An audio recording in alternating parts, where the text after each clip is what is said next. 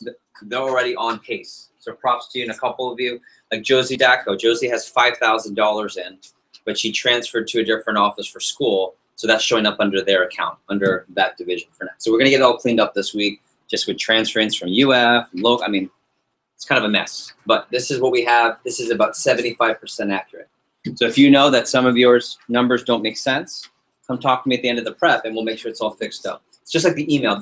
When you have to create an email group code for 100 people, it's really complicated. So thanks for being patient. We'll get it fixed up. It takes about a week or so to get that all tied up. Any questions? Props to our top people. Luke with 22 grand.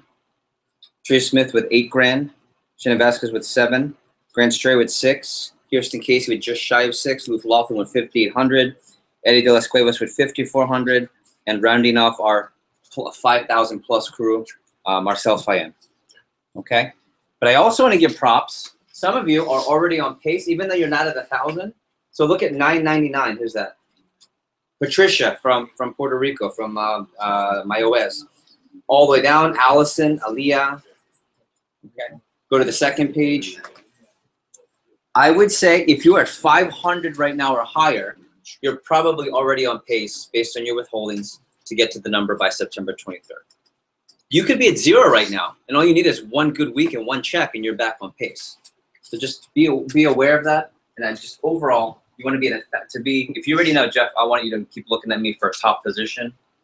1,000 by the 24th, Olean trip 2,000, awards night, which is the end of January, 3,000. That's the benchmark.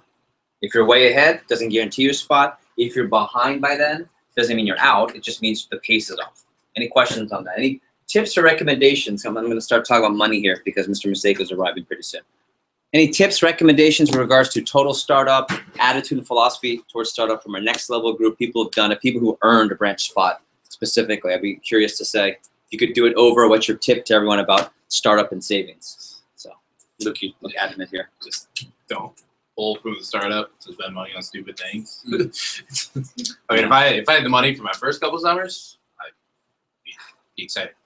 Yeah, so don't pull money from startup because A, you're stupid with your money or doing things that are just out of fun, not necessity, not being frugal, like TLA frugal, or B, don't pull money out of startup because you weren't selling the way you're supposed to. That's just as bad too. Because when you say, hey Jeff, I need to pay for this, and I'll say why, and you have to say because I haven't been selling. And you have to email that to me. That's not good for your matrix either. So both ways. Brandon, you've done this twice. Yeah. I went out both times with like 9, 10 G's saved, so I'll just say cash is confidence and allows you to really not worry about it and focus on the things that are important. Yeah, I agree. Cash is confidence, and yes, I know the company's going to give you enough money to pay for your office and all your expenses for the most part, like 85, 90%. It's like thanks a lot now, right? Of course, right. You run a branch, but that money, that extra money is, and maybe for some reason you don't get a sponsorship and someone doesn't sponsor your room and board, which is fine. About a third of our branches don't get sponsorship in the region. We will have full sponsorship in unit. We're really good at it. We teach how to get sponsorships together with divisions, okay? And then by the time we get to the summer next year, below average is under 3, average is 3 to 5, and the top numbers are 5 to 10. Any other takeaway? I mean, you're number 11 Yeah, in the nation. I mean, kind of just piggyback what off Brandon says. I went out, I think I left going in the branch with like 5,600. Now I have like 13 grand in there. So, you know, cash is confidence. I feel the more money I have in my withholdings, the better I feel. I don't think that's even a management thing, is it? I mean, how many of you feel the same way just in life? You look at your account like, all right, I'm good. Mm-hmm. Or that sometimes you're looking and you go, oh, panic, emergency mode, because of the number in the account. It's the same thing. It's like psychological. Okay, good stuff. And Mr. Maseko will actually talk about that, I'm assuming, a little later today. Okay. So what I want to talk about now is our PR program. And so let me unmute. Miss Karina is going to be in charge of our message here. Let me pull it up. In your notes, you can write down PR program overview. Note all the handouts. If you're watching the broadcast, everything is in the folder already. This session is more so for you to absorb and to process. And then later, you can always go back and get the exacts. We probably won't have time for you to role play. So at your local level, you're going to role play how to set up a PR.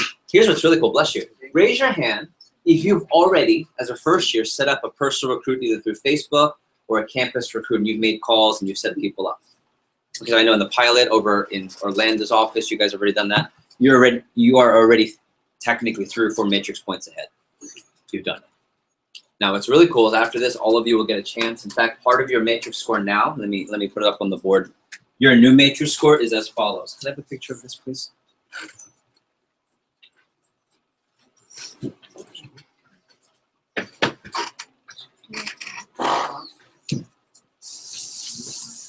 Before I forget, and I'll send an email afterwards. I just emailed out also, you don't have to check it right now, I just emailed out an updated, correct version of the different options to pay for your Olean trade. There was reverse and galley was wrong, so that's all fixed up. If you did not get that email, that means your email is incorrect in the group, and come see me after the prep today. So here's the next matrix score. What was the first one that just happened? A couple of you got zeros, by the way. Fix that. Make sure you don't get a zero. What's that? Assignment, and that's okay for the Cutco skill. That's right. What was the Cutco skill matrix? Pre-screen, right? Some of you got a 0 for just not doing it the right time. You're supposed to. Most scores were between 3 and 5, 3 and 4.5. I don't think we got any 5. Did we? Second year. Second year, of course. If you don't get a 5, okay. Couple 5s. Okay, yeah, I could see that. There's always a couple. So here's the new matrix score for this round until the next prep. It's how many PRs do you set up between now and the next prep? What does that mean? Well, Karina's going to go through the philosophies on how to set up first recruits. So what they mean, she's going to give you the basic overview. If you set up 5 for an interview, you get a chance to call and set up 5 PRs between, and it's 3 weeks from now, so you have a lot of time.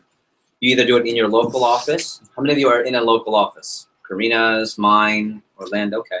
Then you'll do it in that office. If you are away, so I'm looking at all these people virtually. If you are away, then what you will do is you'll talk to your manager and they will show you how you can hop onto this Google form, which is a document, and you'll be able to call people from, for example, Grant Strayer's in Indiana right now, all the way in Bloomington, Indiana.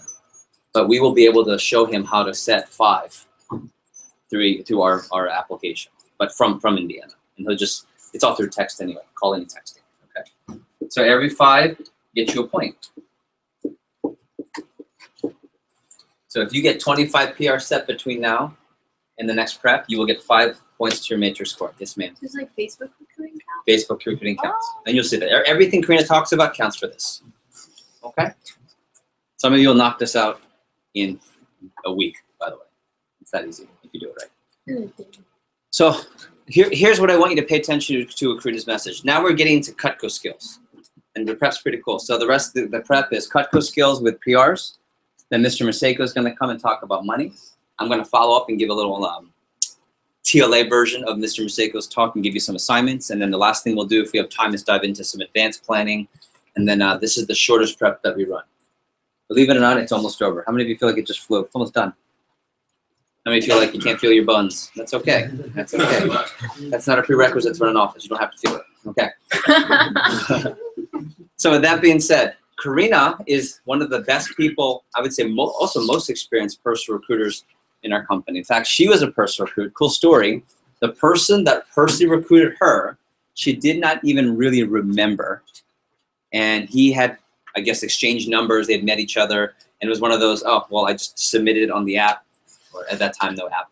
Got a call, and here she is now, a scholarship winner district manager. And what I want you to pay attention to is how simple the PR program is, and she'll talk about this. This is the program that changes the business. Watch this across the board. Raise your hand if you were here because someone recommended you. So raise your hand if you were not because of that. That means if we didn't have a PR program, keep your hands out. If you were not recommended. 1, 2, how did you hear about us? Letter, cool. Showed up. You just showed up, yeah. You don't remember, that's okay. How did you hear about us? Snag a job. Snag a job. Oh my God. Snag a job? How did you hear about us, Jose? Okay, that's under this. That's PR. Okay. Okay. Oh, his dad made him do the job. VectorMarketing.com. Yeah. How did your dad find out? So Cutco since 1982. Yeah. You hear the story. Listen to this. We would have a TLA of 5 people here today if we didn't have PRs. This is the program. In fact, if I taught this every prep and didn't teach you anything else, you could still run a profitable office, I think. It'd be tricky, but you could run. So what I do know about Karina is that she's one of our best teachers, but you have to give energy. Can I promise her in front of her that you'll give energy? Yes? Yeah. Yeah. Okay. So sit up straight. Let's get a big inhale, deep breath. And as you exhale, snaps for Karina Marquez. Oh, yeah. Snaps is the name of the game. Snaps is the name of the game. Oh, I love that. I'll teach you too. Do I just play it from Oh, here? I'm sorry. It's Yep, okay. play it like normal. Oh yeah, I got you. Go ahead. All right. So I'm excited to dive in because once we recruit everybody into TLA, this is one of the first things that we have you guys do, and this is the earliest that we've ever done it. And if you can get good at the PR program, doesn't clicker not work? It's working. I don't know if any of you have heard of this before. The best compliment you can receive in this business. Anyone know what the end of that sentence is? Be a great Yeah, recruiter. Be a great recruiter. Of course, all the people who run offices before know that. So that's the best compliment you can get, is to be a great recruiter, and that's in multiple ways. That's in A, running interviews, right, and getting good shows to training. B, the way I look at this is that you're someone that creates recruits, right, and creates people to the business. And by the way, this is something that is found in multiple businesses. This is going to be one of the best things that you learn in all of TLA. If you're in a fraternity or sorority, you're very well aware of the recruitment process that goes behind that. There are jobs where they look for people that are able to not just, I think, recruit people into that business, but be able to sell the idea of someone investing into the business or coming on to their firm or what have you. So being able to recruit to convey the message of someone going on board with whatever you're doing is a skill that not many people have. So don't take it for granted. So I'm going to walk through just in general, the overview. I'm going to try to rip through this because we can talk on this subject for hours. As a matter of fact, for the next 2 weeks, maybe even 3 weeks in your weekly sessions, this is going to be one of the main topics of discussion. So make sure to take a lot of notes. This is in handouts, though, so you guys should already have it. So there's 6 types of PRs. The first one is from the post-interview. So what this means, at the end of the interview, we give everybody a sheet of paper that they write down. Did anyone remember filling out that paper for your interview? A few of you had like FaceTime interviews or one-on-ones, so you probably didn't get that. But you write down basically, what you took away from the job, why you want to work here. And then in the back, it has a section to recommend friends or family to the position. So this is one of the best ways, especially if you're running a branch office, for you to kickstart your business early on, is by getting a lot of post-interview PRs. So the standard here is to receive about 5 to 10 names per person.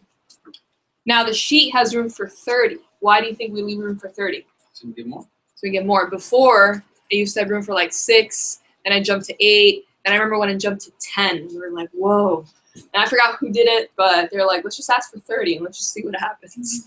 And some people write down 30 people. Some people write down 20. The average, though, is about 5 to 10, just like with customers. All right? Now, we'll teach you how to call these, but these are some of the easiest ones to get, and this is the way to change your business from one day to the next. We can literally go to campus one day, hand out a bunch of active advertising cards, hand out thousands. That day we'll have 10, 15, 20 people in for an interview, and then that day we can have over 100 names to call. Within a span of 24 hours, the business can change. So this is one of the best ways you can help your district managers, if you are in a local office, is by helping them call the post-interview PRs. They're also one of the easiest ones to call. Why do you think these are one of the easier ones to call? First years. I hear this. First Yeah, years. first Why are years. these the easiest to call? So this is from an applicant that just got the job, and these are the people they're referring. You're still excited about it? Okay, so they're really excited about it. The person who's getting interviewed probably told people that they're recommending it. Okay, so they might have said something. They don't always say something, but they might have. What are you gonna say? Probably like similar to the person. Yeah, so those are usually their best friends, or the ones that they know for a fact are looking for work or would do well. Something to relate to so you can build rapport. Not necessarily.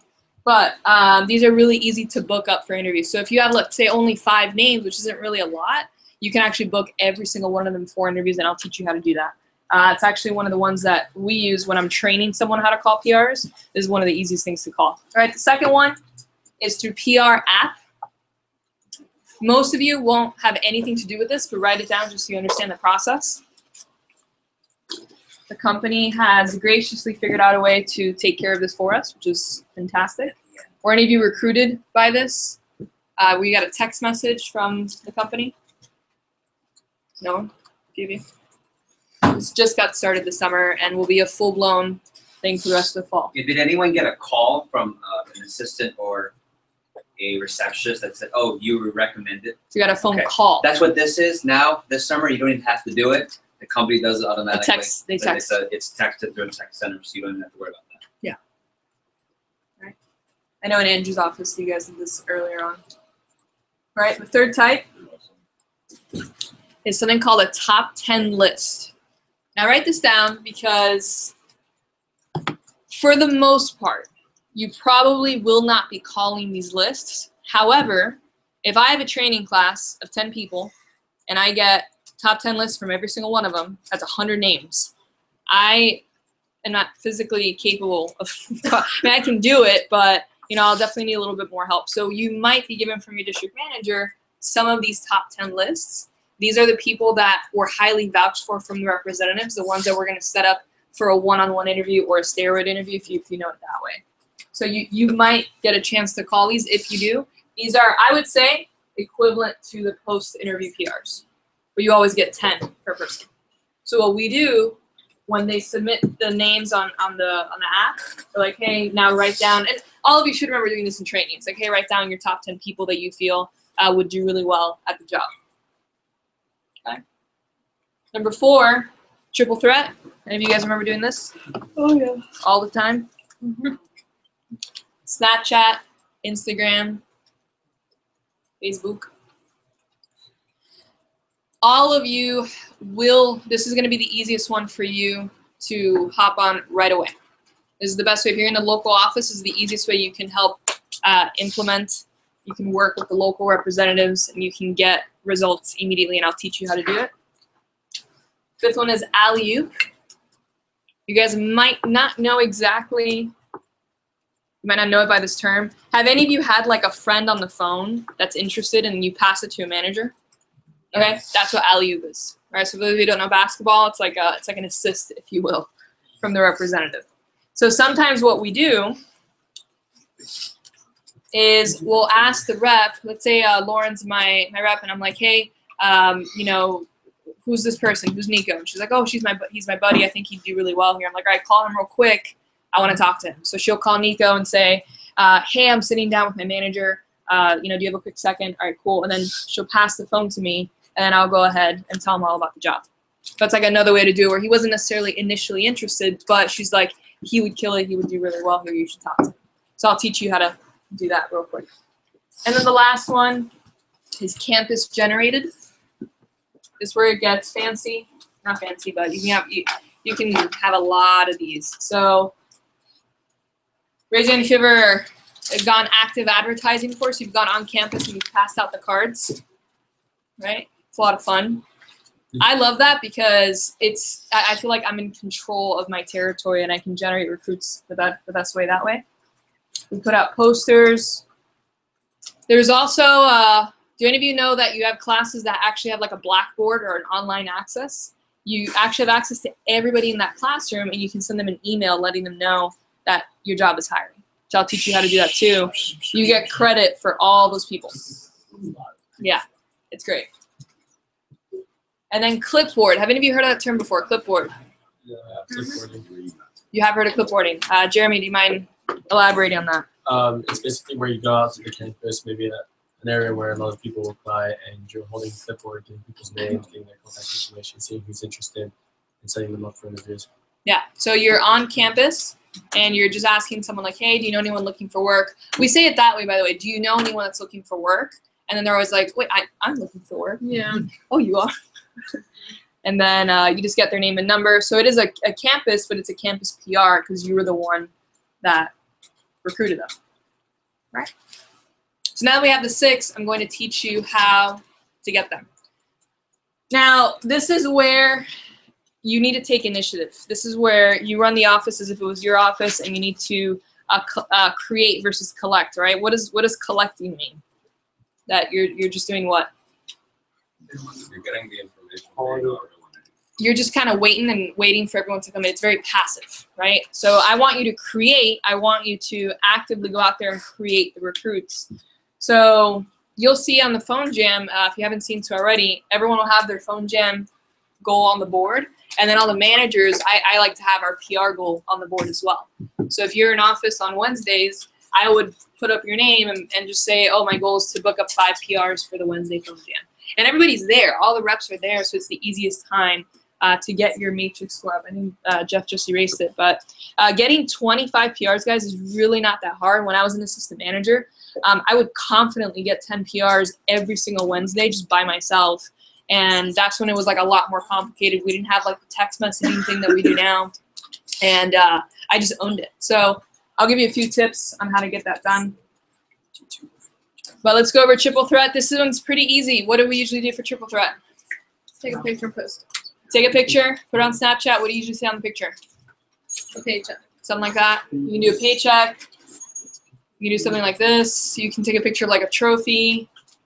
I don't know. Have fun with it. Did you guys know Snapchat now has a swipe up feature? Yeah. Right? So for those of you who don't know, you can add your local website, have them swipe up, and they can go to that website. Yeah. That was a one. Yeah. It's when you go to your phone, it has like a little link symbol. It's a paper. Little paperclip. That's for this. It's a paperclip symbol, and then you can add your website to that. 2017. Right?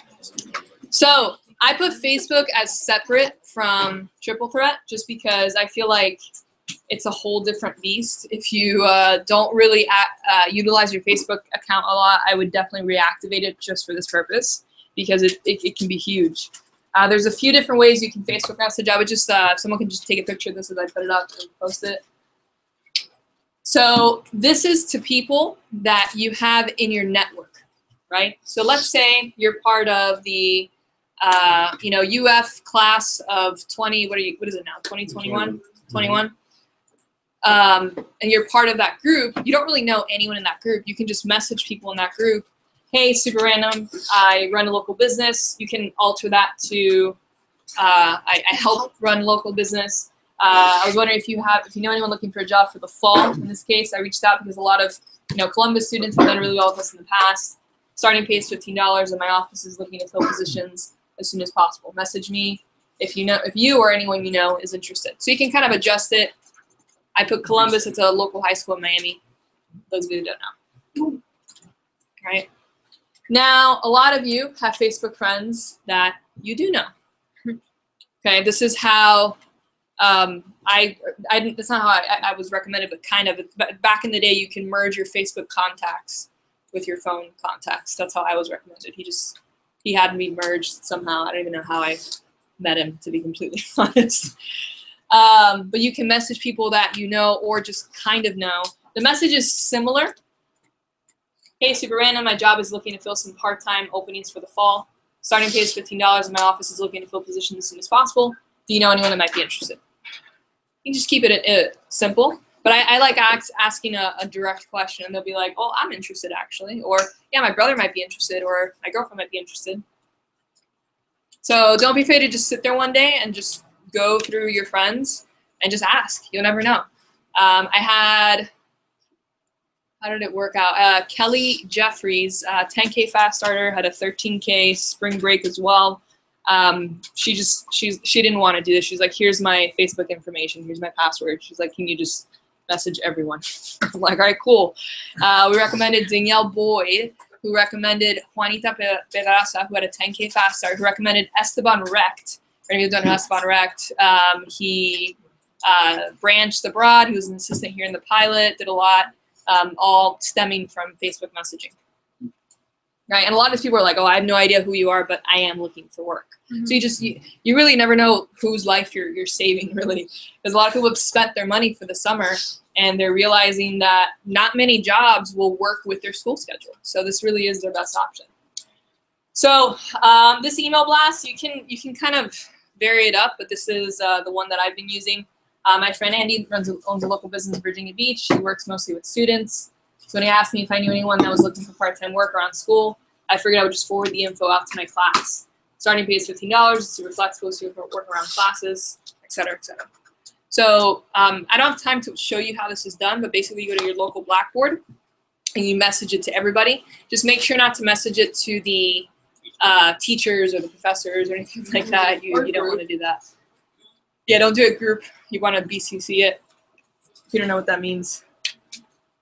20%. We can work with you one-on-one, I guess. So alley-oop, this is how you can own it. This is how you can create recruits. So if I was an assistant manager and I was, at the phone jam, I'd be like, hey, Rhiannon, come here real quick, right? And I'd have my computer. I'm like, hey, log on to your Blackboard real quick, right? And I'll just like have her log on. I'm like, all right, cool, let me see something. Da-da-da. I go on her classroom. I write what that is. I'm like, how does that sound? And she'll be like, sounds good. I'm like, cool, I'm going to send this out. Anyone that replies, give me their number. And, well, actually, it kind of does it for you because they apply on the website. You get the credit for every single person that wants the job.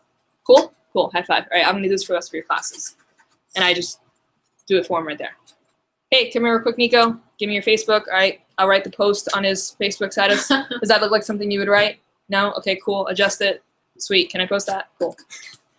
Like, that's all you have to do is just kind of work with it. And then anyone that's interested, I would text them. Whoop. Hey, you free? Hey, are you free real quick? And just text your friend, hey, you free? They'll be like, yeah, what's up? Call them. I'm actually at the office right now. I'm sitting next to my manager. Do you have a quick second to talk? And then just pass the phone. Pass the phone over to me, pass the phone over to an assistant, pass the phone over to someone else. You'll learn how to call these people. But you can go to any rep, like, hey, who haven't you recruited? And in your offices, there should be something like this, where you have everybody's name. You can kind of track where they're at. And it's like, all right, Luke, let's get you to the next level. You got your Yeti. Let's get your $100 signature experience. There's multiple ways to generate recruits. If you guys can go to your handouts real quick and pull up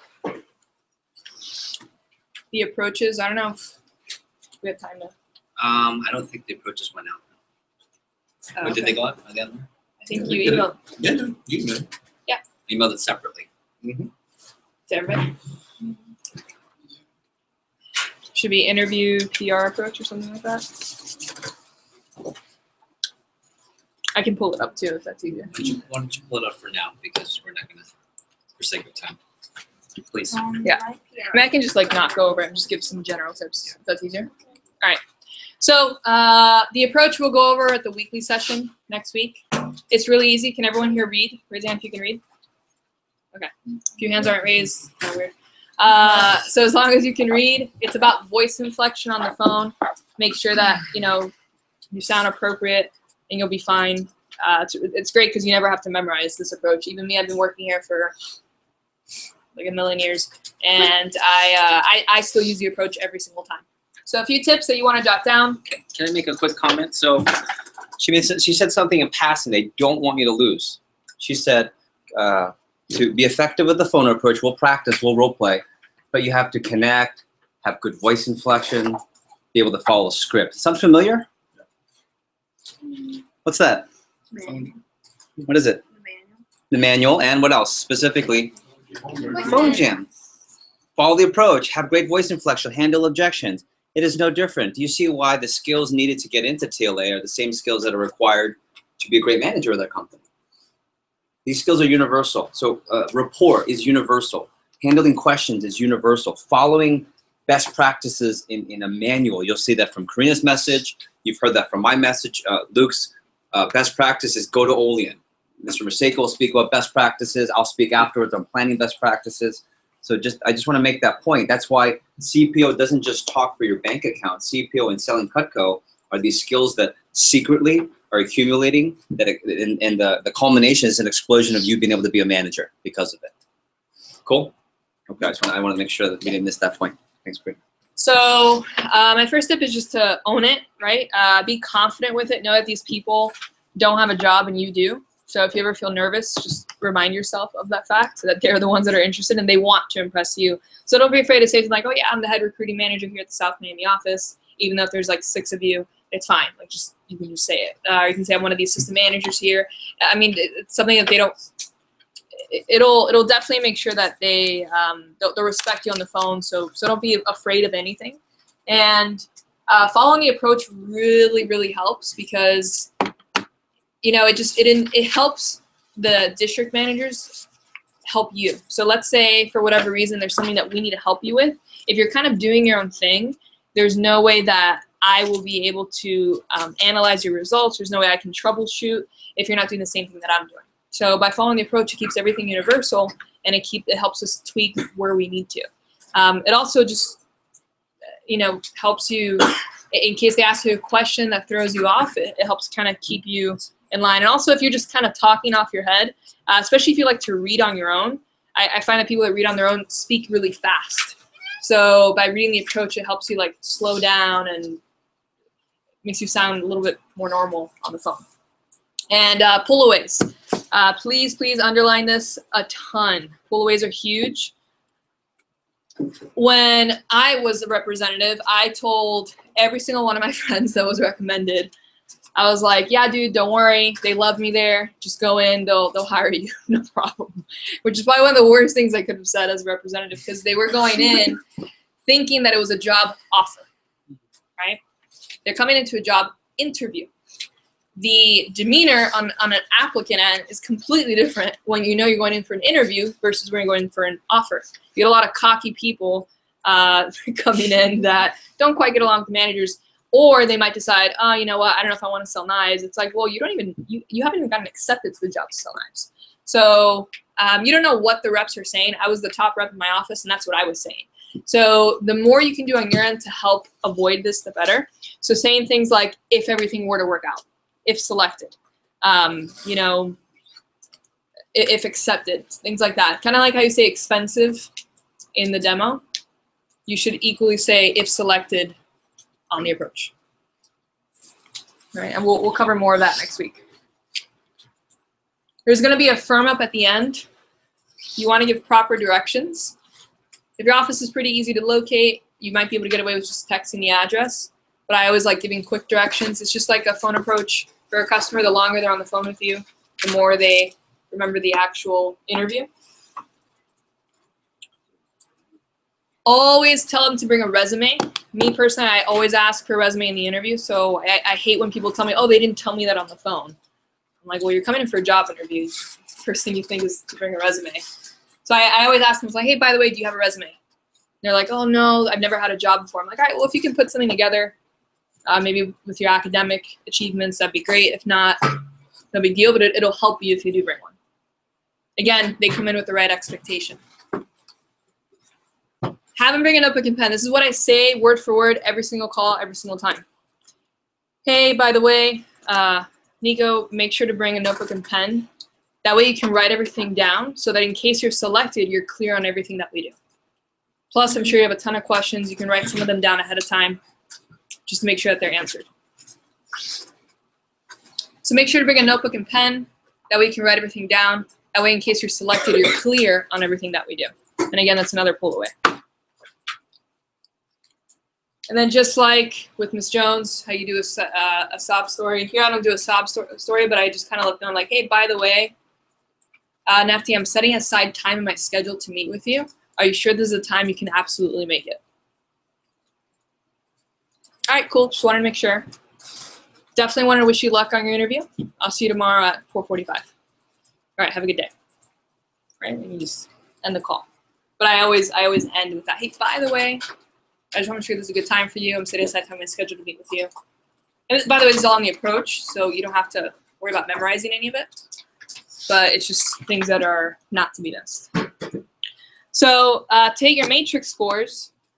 For those of you that are away at college, there's definitely still ways that you can do this on your own. Facebook, you don't need to be in any office to access Facebook, to access the Google Forms, and you can talk to your managers about that. There's plenty of ways that you can get creative. A lot of people that are already interested in the position, you can just text them, and we'll cover how to do that on Wednesday. But it really is not difficult to set up 25 PRs between now and the 23rd. It's less than 10 a week. I think that's what it ends up being because it's 3 weeks from now. So it's not too difficult at all. And the more you do this, the better you'll get. And the better of a recruiter you are, the better of a branch you'll be, regardless of, you know, how long ago you started or where your skill set is. If you can recruit, that will always be the blessing in your business, is the fact that you're always recruiting, you're always funneling people through the door, and it'll always solve pretty much all your problems in the business. So let's do it. Yes. Oh, let's give Brian a round of applause. I would love some feedback from the next level group as it pertains to, man, I've invested time, I've invested money, I've invested energy into running an office. For all you first years, you know, back in my day kind of comment, I want you to give them some wisdom. They say, and this is a light bulb for you, many of you, they say learning from mistakes is knowledge. When you learn from mistakes, that makes you knowledgeable. But when you learn from other people's mistakes, that makes you wise. Mm-hmm. Knowledge is learning through your mistakes, but be wise. Learn from other people's mistakes.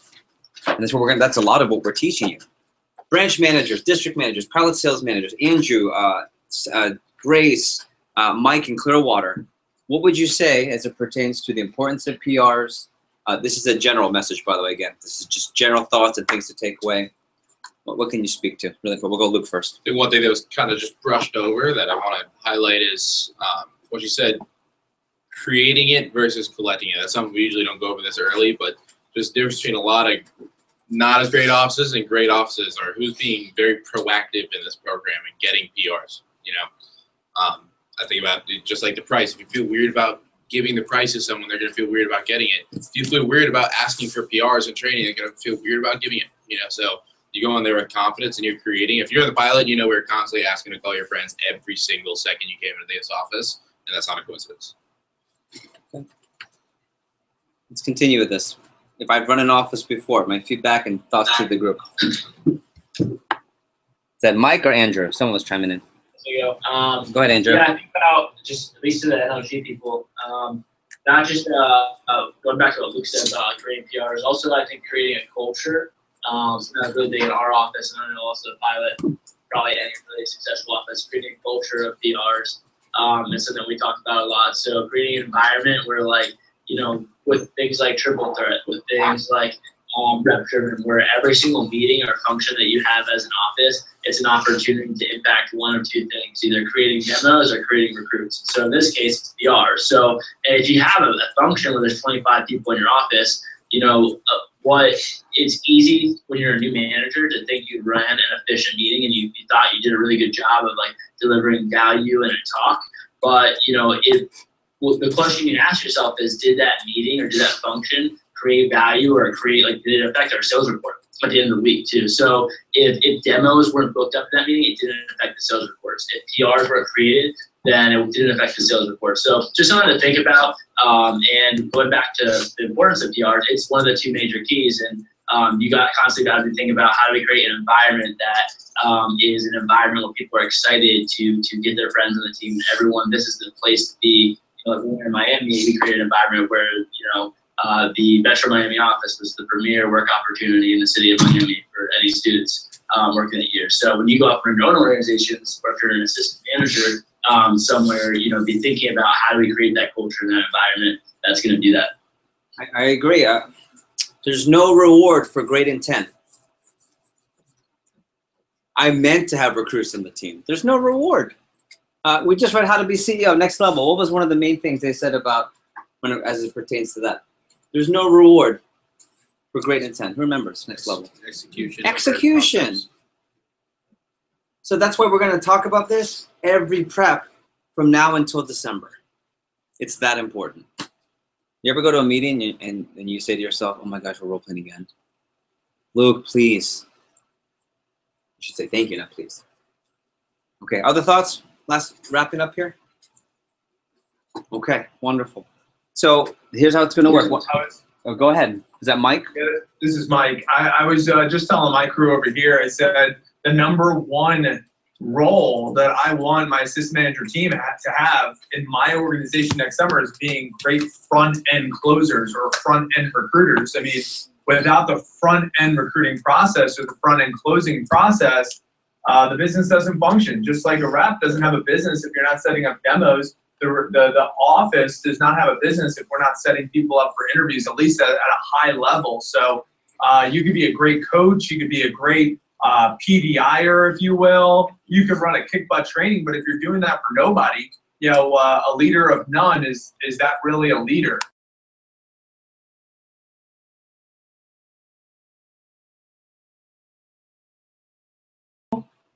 And to echo that and then piggyback off of that is action. Action, every single function, every time you're in the office.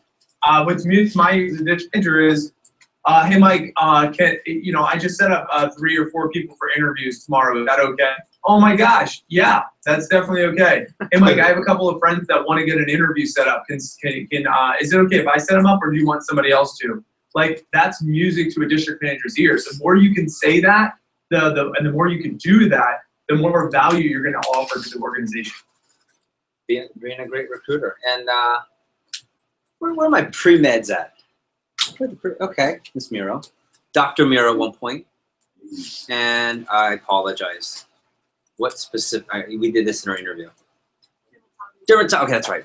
So you've got this new dermatology field, because, you know, no one in South Miami wants anything aesthetically done. That's a joke. And in Miami, she's going to open, let's say she stays local to Miami Lakes or Hialeah in that area. She says, okay, well, let me open up and be a private dermatologist, because, you know, there are no other dermatologists in Florida. Insert sarcasm again. So what does she have to do if she wants to create this dynamic business as a dermatologist and have her own private practice? What's the skill? What's the art that you just learned that she has to be able to do? She has to be able to personally recruit. And when she has a patient, she'll say, oh, how were your services today? Did you enjoy it? Great. Here's a piece of, and you should do this for your practices. Here's a piece of paper. If you could write down any 5 to 10 people you can think of, and you would get a bonus if they refer to our dermatology center here. And here at Miro's Makeover. Like that? Let's make that up. You're a doctor, not a salon, sorry. Okay? So I want you to know that personal recruiting is not just specific to the Cutco knife job. How about this? Let's do big takeaways, and we're going to take a quick re-energize and stretch so we're 100% engaged for Mr. Maseko. Let's big takeaways so far from first years. Yes, sir. Mr. Moises. Well, for you, it makes it look so easy. So I feel like it probably is easy. You got to get it down. It's easy when you keep it simple and you follow systems. Go ahead, Ms. Lauren. Just to kind of own it, like remember you're the one that has the job and not them. Yeah, so be confident. Be confident, own it. Yes, sir, Marcel. Campus generated. I think that's a great idea for me. At least like I live in an actual campus. Like I live on campus. There's a lot of people that just walk around. Right. And I think, Karina, you did mention this. I apologize, but Karina talked about being in control when you're on campus. She likes it because you have control. Why? Because you know who you're talking to. So I look over. I go to the fraternity. You know, when you have tables set up. What's it called? But I guess table meetings, and they're recruiting, and you walk through and you see a bunch of sharp people around that. Oh, there's that Giovanni guy. What's up, these sharp guys in fraternity? I'm gonna walk that way. I see a bunch of people over here who are sleeping in the middle of class, not taking any notes. I'm gonna walk away from them, and I don't have to advertise to them. It's targeted. Cool. Other takeaways. First years. Let me give you 3 or 4 more from first years. Leonardo. Hold high expectations when calling them. You can have them come in and talk to you thinking they're already getting the job. That's right. So again, don't give the job right away. Pull away, rather. Lewis. I'm setting aside time in my schedule. Sound familiar with Mrs. Jones? The other day I drove all the way to Hialeah and she wasn't even there. I know you wouldn't do that. What's that from? From okay, outstanding. Yes, last one, Kate, and then we'll go a quick stretch and then we're gonna wrap up strong today.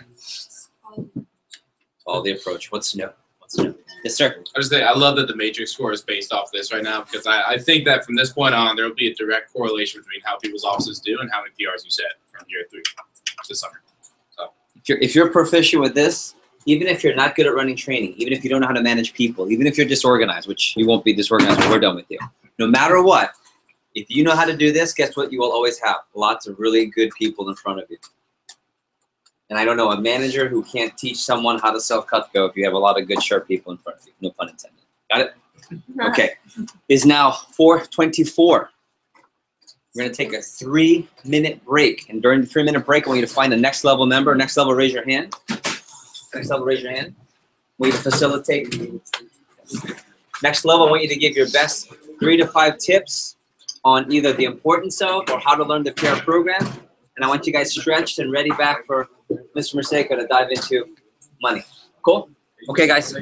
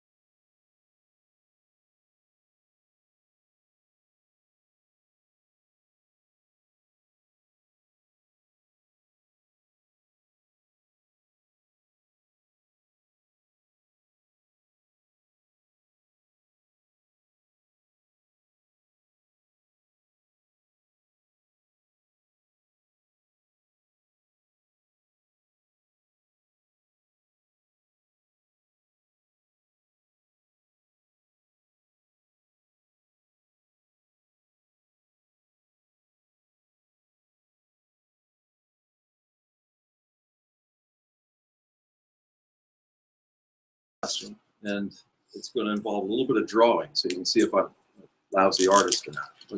You tell me what I'm drawing here. Box, cube, Box, cube. dice. Who said dice? Okay, big points, big points. So let's say this is. I don't know if this is proper orientation. If you see a 4 and a 3 and a 1, but we got a pair. We got a one die.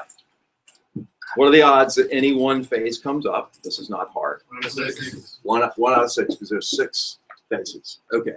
With that in mind, let's just say that these are fair dice. If you roll them 10,000 times, you're going to get the exact same number, pretty close to the same number every time. Okay. Here's a scenario. Terrible surprise.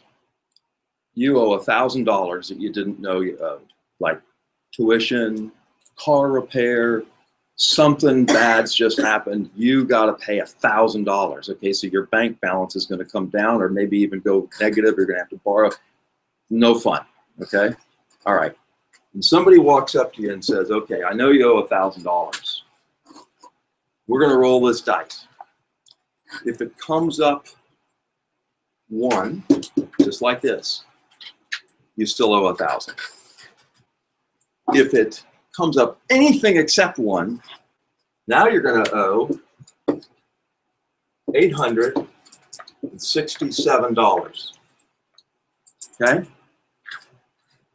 You either owe $1,000, 1/6 chance, or 5/6 chance you're going to owe $867,000 or $860.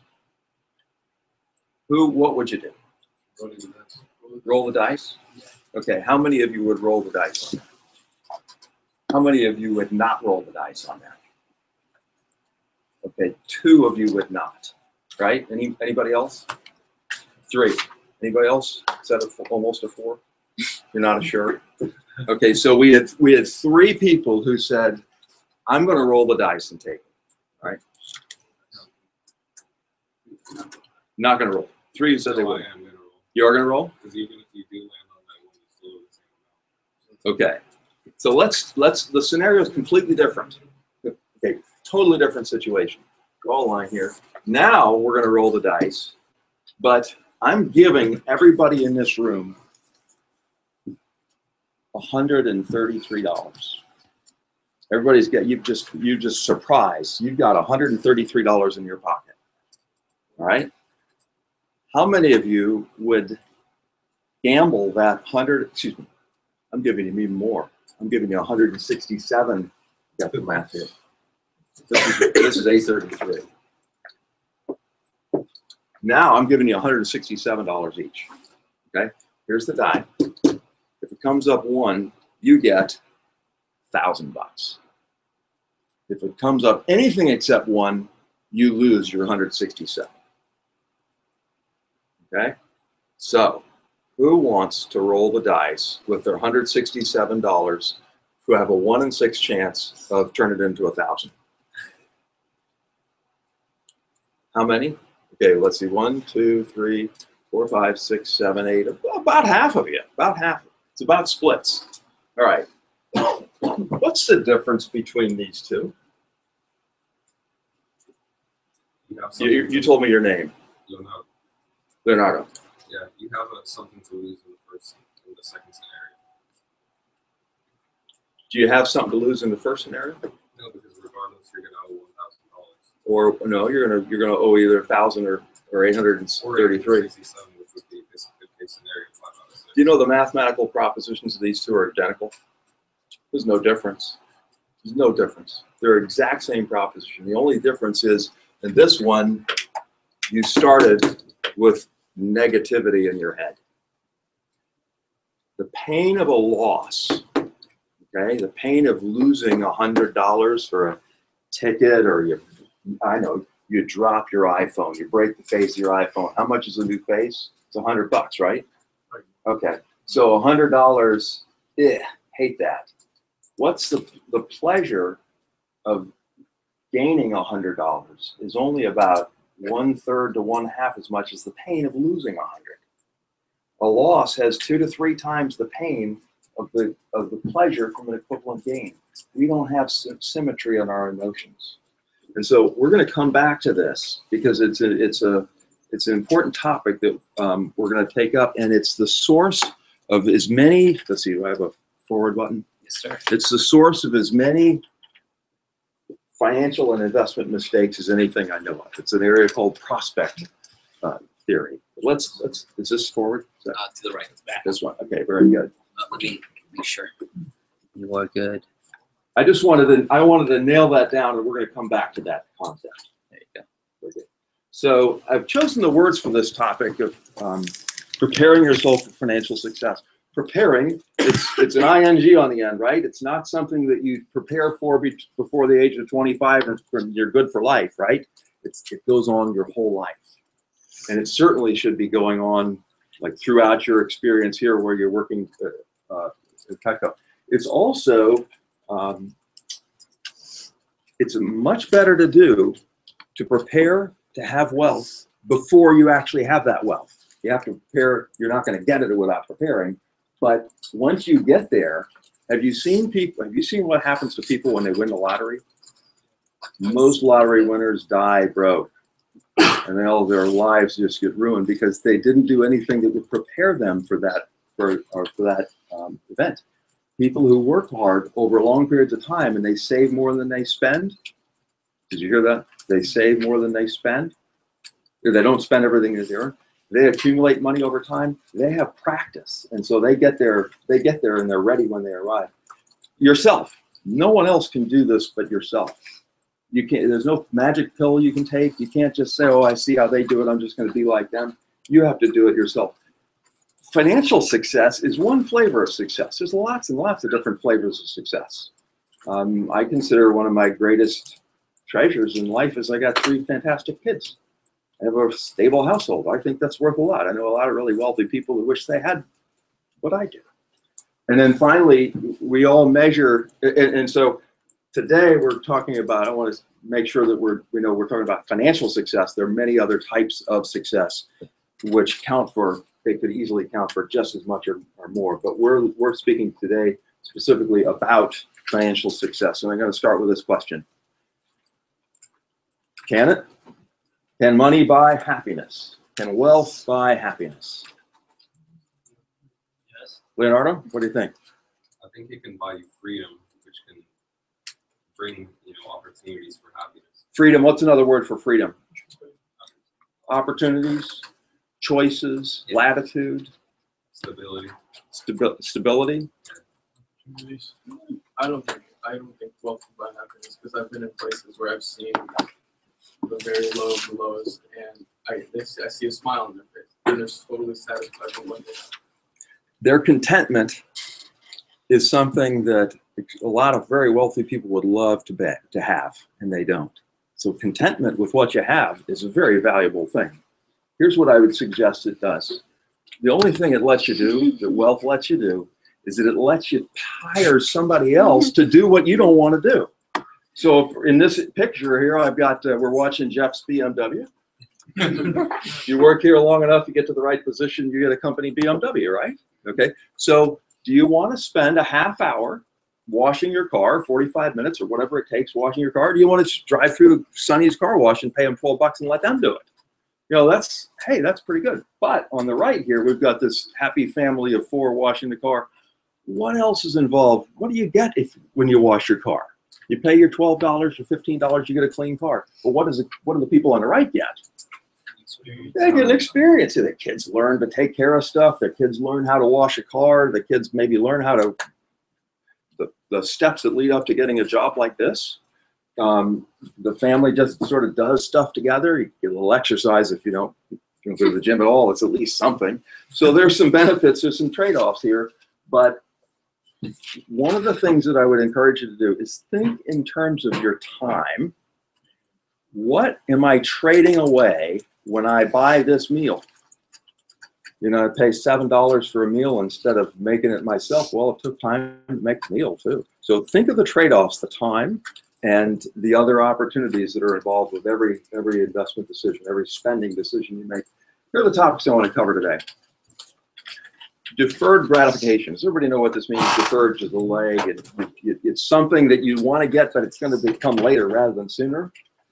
Can you anybody give me some examples of some deferred gratification that's going on right now?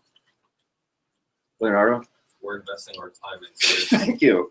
Thank you. This is a phenomenal investment of your time. You're spending a Labor Day, your Labor Day when you're whatever age you are, your Labor Day, 2000, what is this, 17.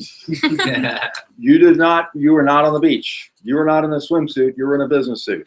Okay, that's a huge difference. The time value of money is a concept that we're going to go on. Has anybody ever heard of this concept? The idea of the time value of money, rate of time preference for money. We're going to look at some the power of compound growth, specifically the power of compounding in the investment sense, in the arithmetic sense of what happens when you grow something at a certain rate for a long period of time.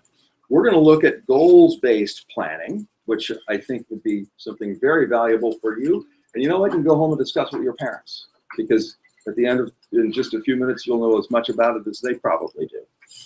And then finally, these pattern mistakes, you know, the dice, the 1/6 of a chance, the 5/6 of a chance. We're going to look at some of the peculiarities of there, because that's where people make some of the most costly mistakes that they make in their life.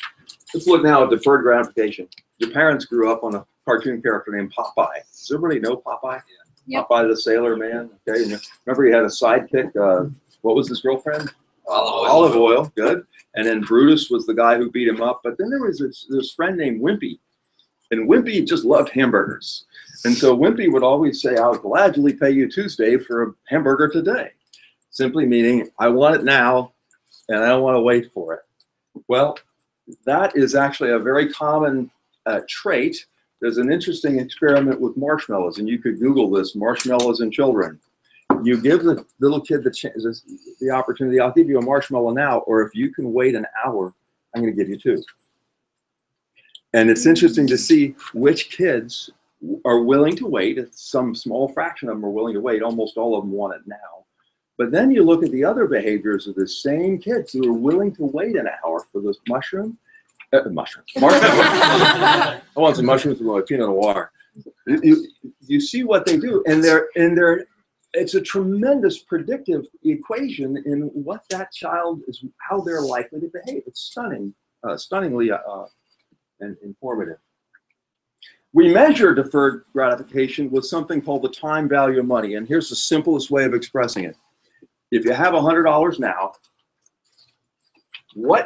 how much do you need back in exactly 1 year from today in order to part with your $100 now? It's the simple concept. It's the rate of interest, right? So if somebody would, Leonardo? Well, in order to profit from an investment, you need to make at least 6% on your money, because on average, the rate of interest and inflation is going to be 6% per year. What if inflation's lower than that? Or what if somebody has so many $100 bills and they can only find 4 or 3 or 2 in a CD or a bond? Would they pay 6? Some people wouldn't. Other people who are paying 15 on student loans or whatever, boy, they'd love to borrow at 6. In fact, they'd borrow at 11 or 12. Everybody's different. Everybody's personality is different, but their circumstances are different. And the opportunity that they have to put that money to work some other way, or to use this money to pay off something else on which they're paying more. Everybody has this different time rate of preference. And the way you simply measure it is how much, if it's $100, $1,000, 10 or 100, 1,000 or $1 million, whatever the amount is that's relevant to the person being asked, how much how important is it for them to have money now versus in the future? The wealthier you are, the more degrees of freedom you have because you have lots and lots of latitude, the less you're willing to pay.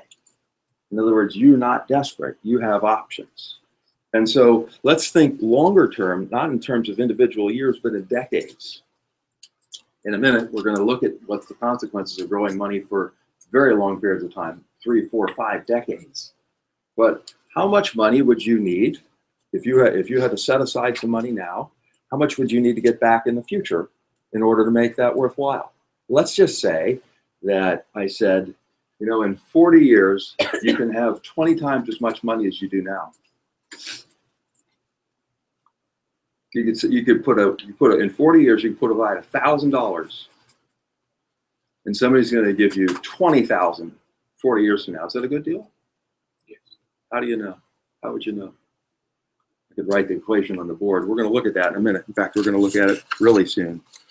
This deferred gratification and time value of money is measured with formulas for compounding growth. And so here's the way you read this chart. Do remote people have a picture of this? Can they see this? They can see your screen. Across the top, I have these words, years of continuous compound growth. And let's just use the one that says 30. There's a column for 20 years, 30 years, 40 years, 50 years.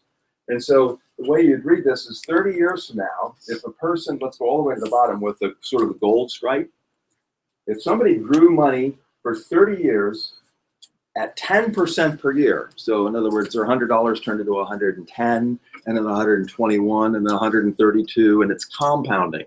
Everybody knows how that compounding works. If you did that for 30 years, you would actually have 17 times as much money as you started with. So what did I say, 40 years and 20?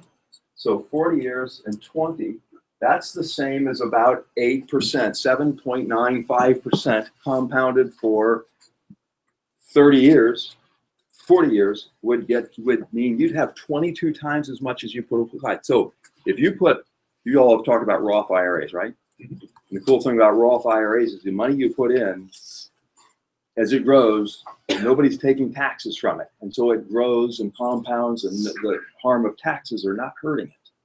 So if you could put $1,000 aside that you saved from working this year into a Roth IRA, and you wait 40 years, so let's say everybody's here is about 20, so you're about 60 in 40 years, the $1,000 you set aside then is $22,000. Who likes that? Hey, how about what if you put aside 5,000? Does anybody know what the limit is you can contribute to a Roth? It's 5,500. So let's just call it 5,000. So 5,000 would turn into about $110,000, and that's this year's contribution. How about the next year, and the next year, and the next year? Let's say you did it every year. You would discover what Einstein discovered, and that is that the most powerful force in the universe is how money compounds, or the power of compound math. Now, he knew the force of this because of what? Nuclear chain reactions. 1 goes to 2, 2 goes to 4, and so forth. So exponential growth is very powerful. I had to get a little technology to find that picture of Einstein in front of a board. But I did some math. And at the very end of this presentation, I'm going to show you what the rules are, but let me just tell you what they are now. You're 20 years old. You put $5,500 every year into a Roth IRA because you keep working for Vector. And eventually you're making so much, $5,500 a year is a pittance. You're going to save so much more than that, but you're at least going to do your Roth contribution every year as long as it's allowed. So the way you read this table is this scale on the left that starts at 50,000 goes to 400,000. That scale answers the question, how much money would I have if, and the if is down here, if I waited 30 years or if I waited 40 years. So the blue bars are if I waited 30 years. So you're 20 now, you're 50 here, and you're 60 here. It says that if I put away $5,500 for 30 years, excuse me, that's your age. That's your age. That's 10 years from now. 10 years from now and 20 years from now. So the blue bars are 10 years from now. If you earn 7%, I actually have these written down. If you earn 7%, your money would have grown to $93,000. So you're 30 years old. How many of you know some 30-year-old people? How many of you know 30-year-old people that have actually accumulated $93,000 in their retirement account? You probably don't. Or if instead of earning 7, they can earn 10, then it's instead of 93,000, it's 112. Think about this. If you earn 10 before tax, the government takes some away. You only get to keep 7. So here's the difference between saving your money in a Roth IRA where nobody's taking the money away from it. There's no tax on it. And the other where you have to pay taxes first and only what's left after tax goes in. The one person that has 112 that they put it in a Roth over here, the 7%, they would only have 93. So the difference there is what, about 20 20 grand. It's pretty good. $20,000 is that's worth using the Roth IRA instead of not, right? Let's look a little bit longer though. What if we're looking out longer than that? Here's the concept. Here's what, if you remember one thing, there's a lot of one things you could remember for the rest of your life, but if you remember one thing, this should be it. The impact of compound interest gets enormous when the time frame is long. So you're 20-ish now. When you're 60, 40 years from now, you're 70. You know, it sounds like a long time ago. I'm 60. 20 years, when I was 20, that wasn't that long ago. You're going to be astounded how quickly this happens. But you're all going to die. You're going to be astounded at how rapidly your life unfolds, and you're going to be astounded at how much you accomplish in that length of time. You're going to look back and you're just going to go, "Wow, I did all that." But the $5,500 put in once a year, every year. Now, by the time you're 60, when you're my age, that $5,500 has actually grown to, this one is $960,000. So you save $5,500 for 40 years. What's that, about $220,000? It's $1 million because of growth. 220,000 is $1 million. Now, if that's at 7%, at 8%, it's $1.25 million. At 10%, it's 1.7 million. 200,000. So, thank you. You're right. It's 2.7. Thank you. 2.7 million. 220,000 turns into 200 or 2.7 million. This is crazy. If you make 10%, it's 7.7 million. How do they determine the rate of interest? It's what you happen to earn, and what happened is not an accident. Happen means if you pick some wonderful set of stocks and those stocks go up a long, long way, you can make a lot of money. You can also pick the wrong stock or pick a good stock at the wrong time and lose money. Over that period of time, it's unlikely that skill at picking one stock, putting so much of your money in Facebook made any difference. It's because you will have had to make so many decisions over that length of time. Let me reserve questions if I can for just a minute. The interest rate, or the rate of return that a person earns, some people can say, I'm such a genius, I can make 15% a year. Let me tell you, you're very likely to make between 7 and 10% per year.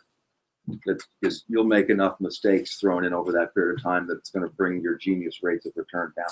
7 to 10 is a good expectation. Not everybody can be this magic hedge fund manager. Okay, Leonardo. Let me pivot a little bit. I want you to just see the power of the difference between earning 6% and 7%. When you're 60, from 6 to 7, that jumps from it jumps by about $200,000. But the difference between earning, let me go faster. Let me accelerate. Here's the key point. The longer time period we're talking about, the more the difference between 7 and 8 matters. If you can earn 8 instead of 7 for 20 years, it's nice. If you earn 8 instead of 7 for 50 years, it's an insanely large amount of money. Let me just tell you what it is. In 7 and 8, it's $1.1 million difference. $1.1 million. That's a lot of money, right? Okay, so we can circle back. I would imagine a lot of the follow-up questions are going to be about that. But there are other ways to invest. How else can you invest other than accumulating wealth? Real estate. Okay, real estate would help you accumulate wealth. Real estate would be like another way to invest besides stocks. You can own a business, and the business can earn money for you and can grow in value, and maybe someday you sell it. But what I had in mind is let's just say you're 60. And you're boring. Anybody want to be a rich, boring person? Who would rather be a little bit less wealthy and a lot more interesting? Who would rather, my wife and I lived in London. One time we went on a vacation. We went to Kenya on a safari. It was 1986. Halley's Comet was coming through. It was a very cool thing. It happens like once every 88 years or something like that. And we went down to Africa to see Halley's Comet. We bought all this camera gear and all this safari stuff. And we were getting ready to leave. And we go back to our flat in London. And who has broken into us but the South Yemen embassy people next door broke into our place and they took all our stuff. And you know what I thought? Oh, we can go buy this stuff. But you know what occurred to me? I thought, it's pretty important to accumulate stuff that nobody can take. Mm-hmm. You know, in the Bible it says, lay up your wealth in heaven, lay up your treasure in heaven where moth and rust doesn't corrupt it. But you know, you can also lay up memories. You can learn stuff. You can go places. You can meet people. You can learn about wine. You can learn about cars. You can learn about English literature in the 19th century. Whatever it is that's interesting. There are treasures that you can collect that no one can take away from you. And swapping some money along the way for those life-enriching experiences, I would not trade them away. I wouldn't. Be an interesting person. Have an interesting life. Learn stuff because this knowledge is so cumulative. How many of you actually read books, like good books? How many of you have ever read Winston Churchill's History of the English-Speaking Peoples? Right, here's a cool one. There's a book called Eyewitness to History. It's interviews with people who actually saw certain things, like some famous battle or the plague, the bubonic plague in London in the 17th century. These amazing things that happened, the fall of Rome, the sacking of Rome in 476 AD. People wrote down accounts of that. These are fascinating things, but you have people living near, how many of you are in college at FSU or UCF or wherever? Near where you live, there is something called an assisted living community. There's a bunch of 80 and 90 and even 100-year-old people living there. They would love to have a visit from you. And you and 3 friends go, so it's not quite as awkward, with pads and pens. And you find an old person who's really seen a lot of life. Ask them questions for an hour. I promise you'll be there 2 hours later because it's fascinating. They'll love doing it, and you will have an unforgettable experience. It sounds really weird. Push yourself and do that. You will learn a tremendous amount. You're going to have richer conversations with people, richer, more in depth. You're going to be able to ask questions. You meet these people when you go into people's homes. You're building rapport with them. It's great to look around the room and ask them questions about some of the things you see there. You bond with them. Later in life, you're going to continue to have that need to build rapport with people you've just met. And the richer life experience that you've had, the better questions you can ask them, the more background information you have about certain experiences, because you've had certain experiences. You've been to Seville, Spain, or you've been to Sao Paulo, Hong Kong, wherever you've been. You can talk to people about things that happened because you went there and you didn't go somewhere else. College, all of you are in college, or many of you are in college, and we always hear this thing about how average college student earns $1.4 million, whereas the high school grad over the lifetime earns something less than that, $900,000. So a college education is worth $500,000. What's wrong with that? It's statistically, it's barely true. But what's wrong with that? The person who had the smarts at the end of high school to get into college was going to earn a lot of money anyway. You in this room, I can promise you, almost all of you are going to make a lot of money in your life because look what you're doing for yourself right now. And look at how much you've succeeded just to get to this point. There's a selection bias. You all could, not a one of you could finish college, and I promise you go out and you do well just because it's in your DNA to do well. You'll succeed. So a lot of that is overstating it. Do well in college, but let me promise you, what you're learning here is going to make a lot more difference to how much you earn in the next 10, 20, 30, 40 years versus what you learn necessarily in college. Finally, you've heard this here. I didn't correspond with Jeff when execution matters. Execution totally matters. I had to spend some time, had to kill a little bit of time yesterday went someplace to meet a stranger, and I talked to a guy who has a company that makes awnings. His awning company makes $3.5 million a year. Awnings. And he says, it's nothing. I got a friend he's in the concrete business. He's just got dump trucks, and they go into the job sites, and they have pumps, and they pour forms. He makes $7 to $10 million a year. Simple business. Well executed. You all are learning to execute here. Execution is everything. It really is. So let's avoid some of these mental traps that we looked at here. Mental traps cause people to make decisions that are, here's a nice word, suboptimal. They're suboptimal. What's suboptimal mean? Optimal means it's the best decision you could have made. Suboptimal is anything that's not quite that good. Well, when I say suboptimal, I mean it sucks. It was an awful decision. And you know why people make awful decisions? They're trying to minimize something. Trying to minimize regret. You know, there's a difference when you're making investment decisions. In general, the more risk you take, in general, the more return you'll make. If you will say, I want to go to the bank and get a sure thing, I absolutely don't want to lose anything, well, you're going to make like 0.5% a year. You used to make 4 or 5%. It's like nothing. If you take a little bit more risk, you can make a little bit more, or you can say, you know what, I'm going to put my money, and I actually suggest this. When you're just getting started, put your money in the S&P 500 index. It's the index of a whole bunch of large stocks. Or if you want to be a little riskier, put your money in the NASDAQ index. This is ticker symbol QQQ. Okay, it's an ETF. And your money is going to do whatever the NASDAQ does that day, your money's going to do that day and that week and month and year.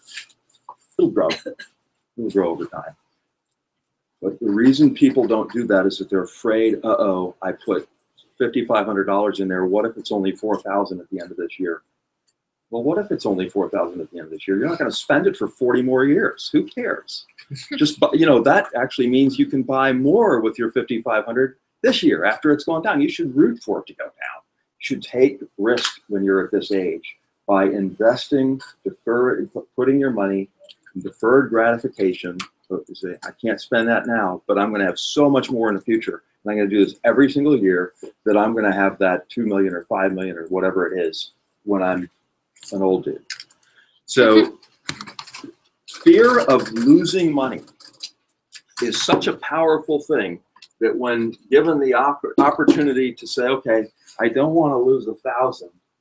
I'd rather only lose 833. You do that. Whereas when you say, okay, $166, it's a sure thing. I don't want to take a 1 in 6 chance of having 1,000, but a 5 out of 6 chance of having nothing. It's the identical proposition. And yet people are willing to do one, and they are not willing to do the other.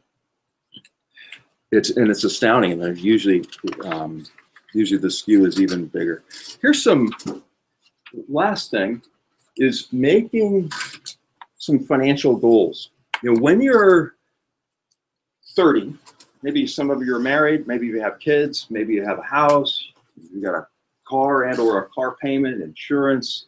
You started to pay for like putting your kids in school. You got all these expenses. You got all these things. But you also have hopes and dreams.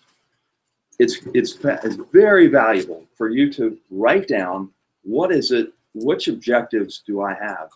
What is that going to cost? You know what? You guys are going to get this. You get this presentation, so you don't have to take notes on this. You get the bullet points. Maybe how many of you are familiar with a health savings account? I think it's going to become very relevant in the not so distant future. The Roth IRAs we've talked about. Maybe some of you, it's just necessary. There's no way you can avoid having student loans. Maybe you want to pay them back quickly. Maybe you want to set some money aside in an S&P index fund or something like that. Or how many of you, how's our time? You're great. Okay. How many of you ever heard of microlending? How many of you, and I don't want to see your hand on this, you just answer this question to yourself. How many of you give money charitably regularly? synagogue, church, local fire. You don't have to tell me.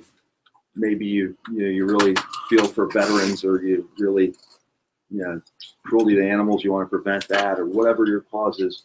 You want to give, and you realize you're fortunate enough to earn maybe more than you need right now, and so you want to give. Let me suggest one that's sort of a hybrid between giving and really doing a lot of good in a way where you actually get some of the money back. Micro lending is something that this guy, Muhammad Yunus, I think he's from Bangladesh.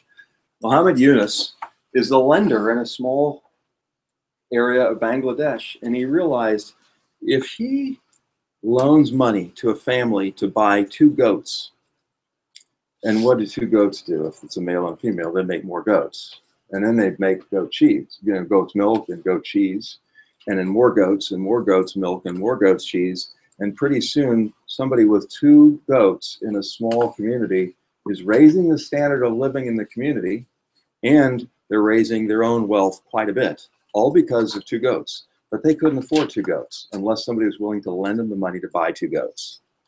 Or somebody else has a little store, and they have to spend most of their time, the store is only open 2 days a week, because 3 days a week, 4 days a week, they have to walk to the big city and carry on a cart a whole bunch of stuff back.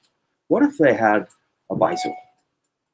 If they could only borrow enough money to get a bicycle and use the bicycle to go back, it would take them almost no time. They could do that every morning. It'd be open 5 or 6 days a week in their little community. So the community living standard goes up, and their income goes up.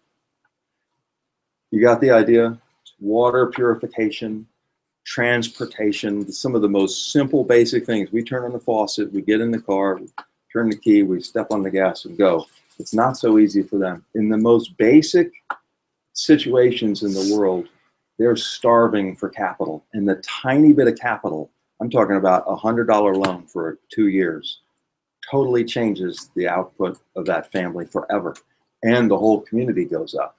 Micro lending is a situation where bankers in those communities make loans for really productive, super productive, life-changing situations like that. Here's a charity idea. Go do a Google search and find yourself some good micro lending opportunities and give one of them $500. Or maybe you and 5 friends go together and each give 200, and so there's $1,000. And then you can click on the, okay, I want a loan for a goat. I want a loan for the bicycle. I want a loan for the water purifier. I want a loan for the post hole digger, whatever it is that these people need. And then you get emails back on here's how the person's doing. How cool would that be? And you know what? They pay your money back. And so maybe you can keep adding to it and keep doing more and more good. Maybe you have an objective of, you say, okay, I've learned so much from from college, Cutco, time management, all these other things, all these other skills, building rapport. You say, I really want to start a business. I got an idea for a business opportunity. I know how to execute. I have everything I need, but I need $100,000. I want to save $100,000 by the time I'm 40. So when that idea comes along, I'm ready to go. That is more important than putting $5,500 into a Roth. Maybe it's not. When you have the money, you have the latitude, you have the degrees of freedom, and you can do it. When you don't, they're both irrelevant. This is just my last page, where it's just a table that shows the exact amount of money. If you save a certain amount for a certain length of time, what would you end up with? So when you go to that presentation, you get it. That's the sort of the answer. And I can send you the equation. It's pretty simple. So I'll subside here. Yeah, I would love. Yeah, your time is wonderful. I would love. Let's do this. Let's open for questions. I know there were a lot of you had some questions. Some of this might be over your head, which is good because now you're being exposed to it. Some of you seem somewhat versed and have maybe some challenging thoughts, and that's okay too. This is a great time to ask questions. Yes, sir. Oh, we'll go. What's your name? Austin Rodriguez. Say it again. Austin. Austin. Yes, sir. What is a Roth IRA, and how do you open up one of those accounts? Okay. IRA is an individual retirement account, and a Roth IRA is a special type of one. In an IRA, this actually started about 40 years ago, where people your grandparents had a pension. You know, they worked for a big company, and the company would take some of the money that they paid the person each year, and they'd put it into a fund. And when that person got to be 65 or 70 years old, then they would get income for the rest of their life as long as they live. About 30 years ago, they started phasing, companies quit doing that, and they said, you can put your own money aside and you can be responsible for how much it grows, and whatever it is at the end, you can keep it. And other people didn't even work for big companies, and so the government said, the IRS said, okay, if you don't work for a big company, you can just do it all by yourself. And then they said, anybody who wants to do it, you can do it by yourself. And so you can put aside a little bit of money each year, deduct it from what your taxable income is, let it grow without taking taxes along the way, and later on, it's a big number. I know I have lots of clients who have $2 and $3 million IRA accounts because they started it in 1980, whatever. A Roth IRA is a little different. Remember I said before, when you put the money into a regular IRA, it comes out of your taxes. And so if you earn 20, you'd have to pay tax on 20,000. But if you set aside 5,500 in the Roth, you still have to pay taxes on all 20. In a regular IRA, you can deduct that, and you're only going to pay tax on 14,500. Do both. But the Roth also doesn't ever grow. The regular IRA, when you take the money out when you're 70 something, you got to pay taxes on that. The Roth, you don't have to pay any more taxes on it. It comes out, you get to keep it all. So you're paying taxes sooner in the Roth. Smaller. Yes, sir. So I've heard a lot of things about fees and how fees can actually take out a lot of money over time. And the best thing is to avoid those certain type of fees and take out that money. Let's illustrate this. This is extremely important. Extremely important.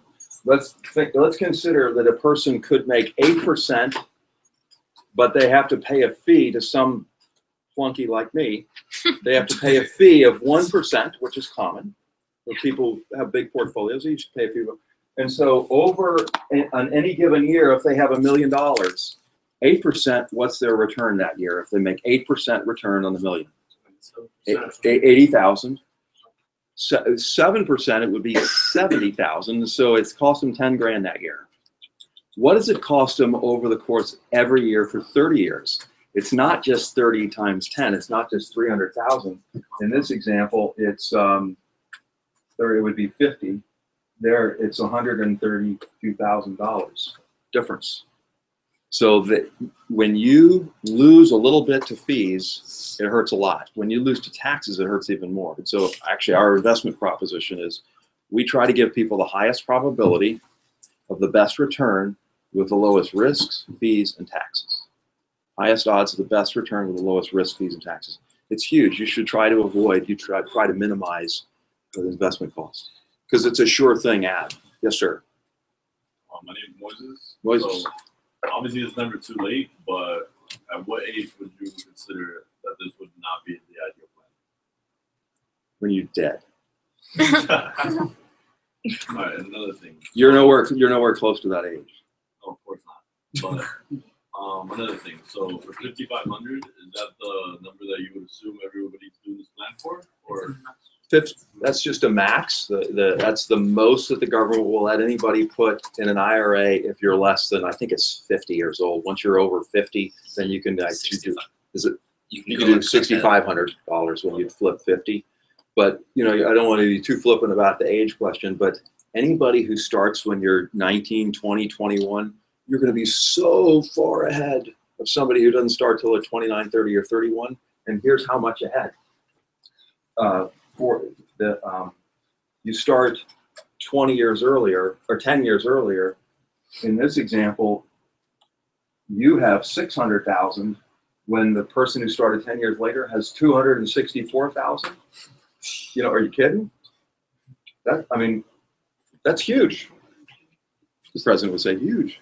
I don't think we answered Lewis's question though, right? Lewis just kind of talked about fees, never asked the question. Oh yeah, no, I asked the question.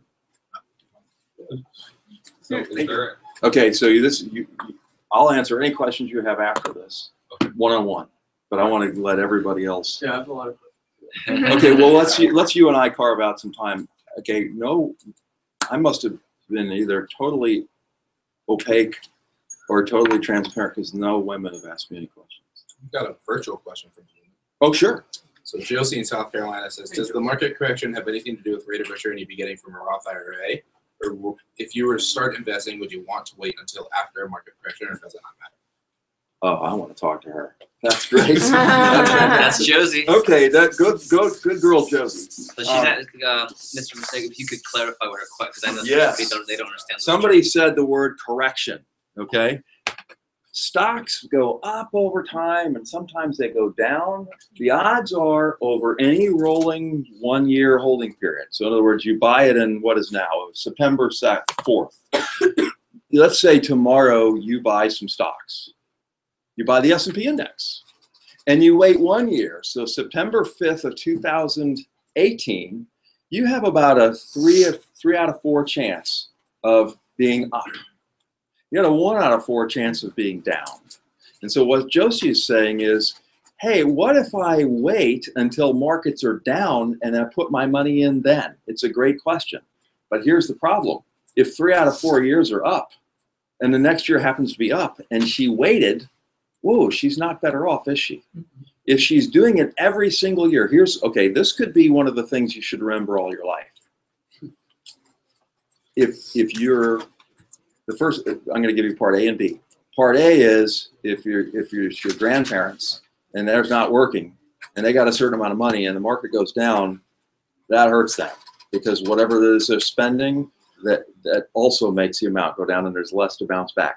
If you're adding, if you're working and you're contributing every year, you should root for the market to go down. And that's part B. And this is Josie's question, a market correction, good. Invest before the market correction and invest again after the market correction. So buy more shares. Yeah, because you can buy more shares. So for instance, Apple went to 125, then it fell to 90 something. If somebody was buying Apple shares the same amount of, they bought $1,000 of Apple every time, they can only buy 8.5 shares at one time. But then when it went down, they could buy 10.3 shares. There's a term for that, right? It's called dollar cost averaging. So you could, this would be a good thing to Google, dollar cost averaging. If you can get that concept, dollar cost averaging, that'd be a great one to keep for life. Any other women? Actually, women make better investors than men because they're less susceptible to the fallacy. Serious biz, they are. And the way we know this is you put people into an MRI machine and you give them these Quizlets, and there's an area in your brain. There's a brain. There's an area here. That's pretty good. That's a. Yeah. My brain. There's an area right here called the Prefrontal cortex. DL, dorsal lateral prefrontal cortex. And there's another area here called a, it's a simpler word, but I forgot that one. What's that like? It's a simpler word. It's the one that helps everybody. There's a connection. There's a connection. This is the one where you experience the pleasure of consuming your stuff. The marshmallow, licking the ice cream cone, whatever it is, the new Beamer. This is the area where you think, you know what, but if I just wait, I'm going to have, if I can wait 30 years, I'll have 22 times as much. And the broken down Honda Accord, which is it okay to have one at this stage of your life, that I keep driving an extra year now, I could buy a Ferrari when I'm 60. Nice one. And so that connection right there is, it's stronger in some people than others, but when they saw that connection firing in the MRI machine, it's an indication that that's a person who would delay eating the marshmallow. They have a strong sense. Women have a better sense of this. Women also are more able to disconnect the emotions. They're good with emotions. They manage their emotions better than men. And so I know I would get fired at some university for saying this, but it's true, and I'm not worried about getting fired. Women just are better at suppressing the emotional impact and it's on the decisions in general than men. That doesn't mean that all women are better than all men, but in general they are. They're also better winemakers, so they make better wine. Kind of better at it. They're better at a lot of stuff. And don't you forget it. I have a question that I think tailors to the group. So we teach something to our district managers. Karina learned this, Luke learned this, Andrew just learned this, Mike. When you start to come into a lot of money, I have a district manager right now, and we had to take an hour and a half to talk about what to do with $100,000.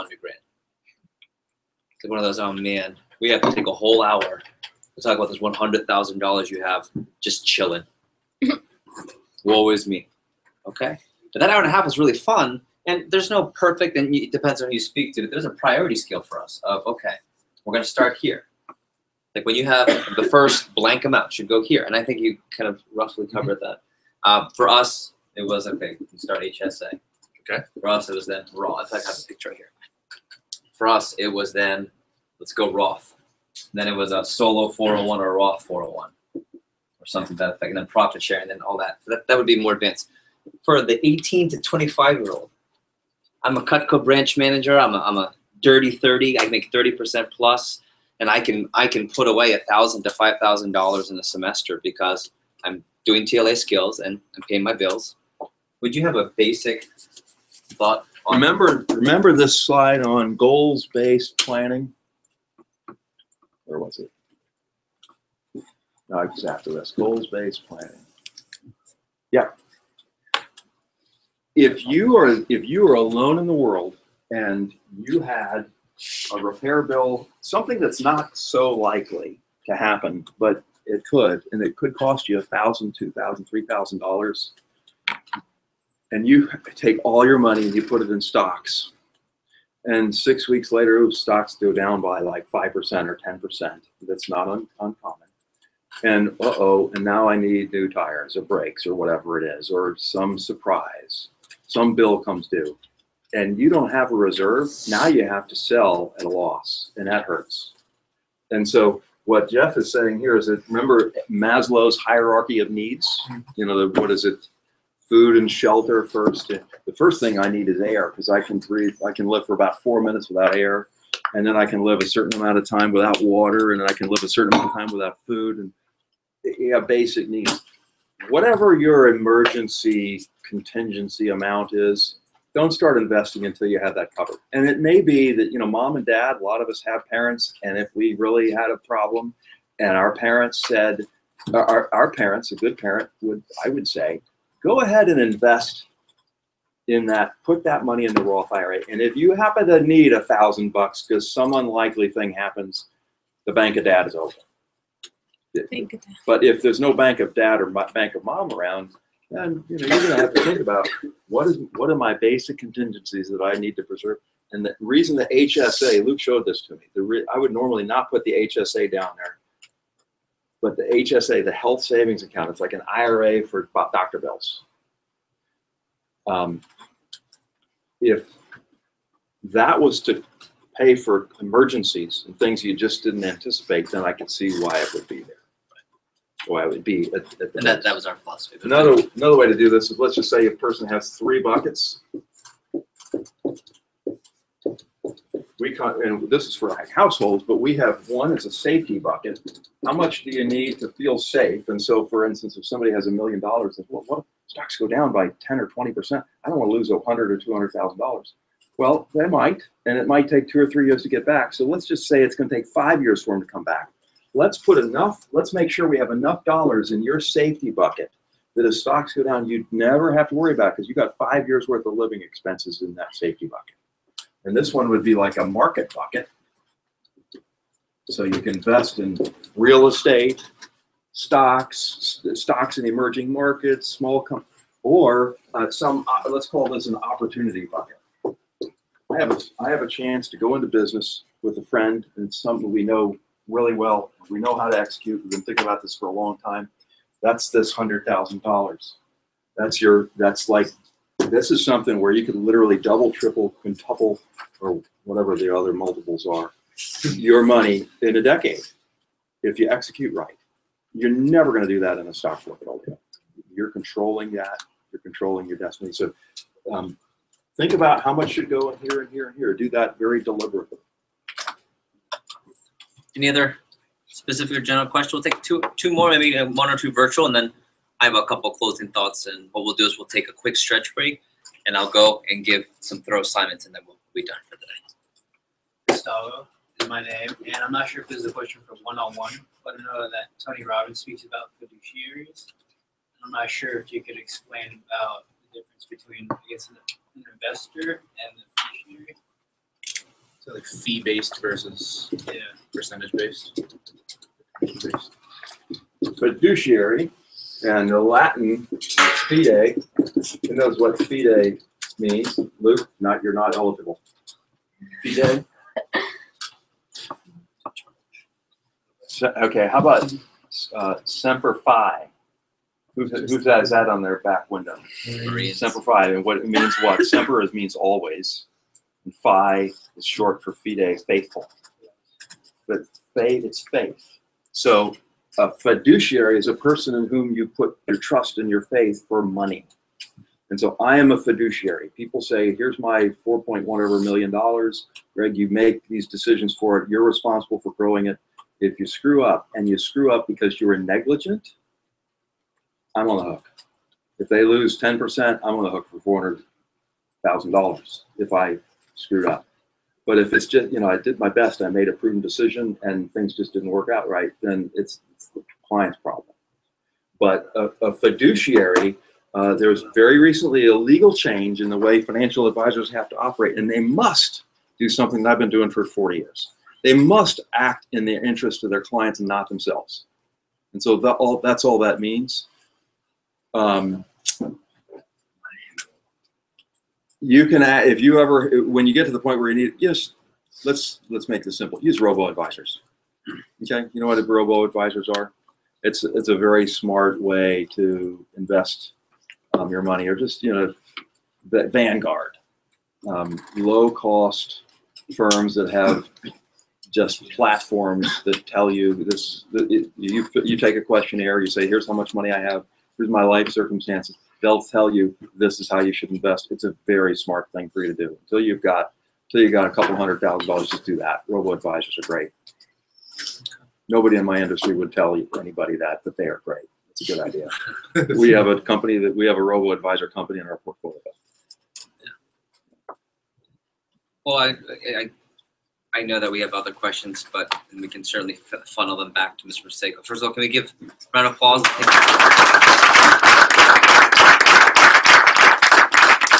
Before we go to break, what are some big takeaways? And I know on purpose, I pre-screened, so to speak, what he was going to cover. And I said, yeah, I want that. For some of you, for about a third of you, 90% of that was really over your head because you haven't even heard some of those terms. And I think it's great because now you have a platform and a place to start. Say, well, what did that mean?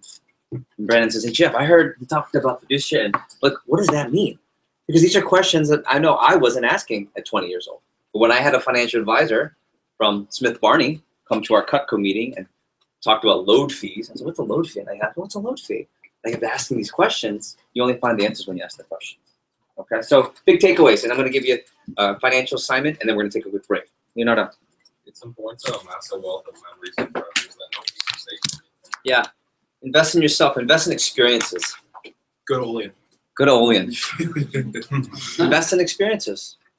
That's why I would rather have than have multiple fancy cars. I'd rather have the opportunity to have eaten at that restaurant that no one's going to eat at. It's an experience. It's kind of cool.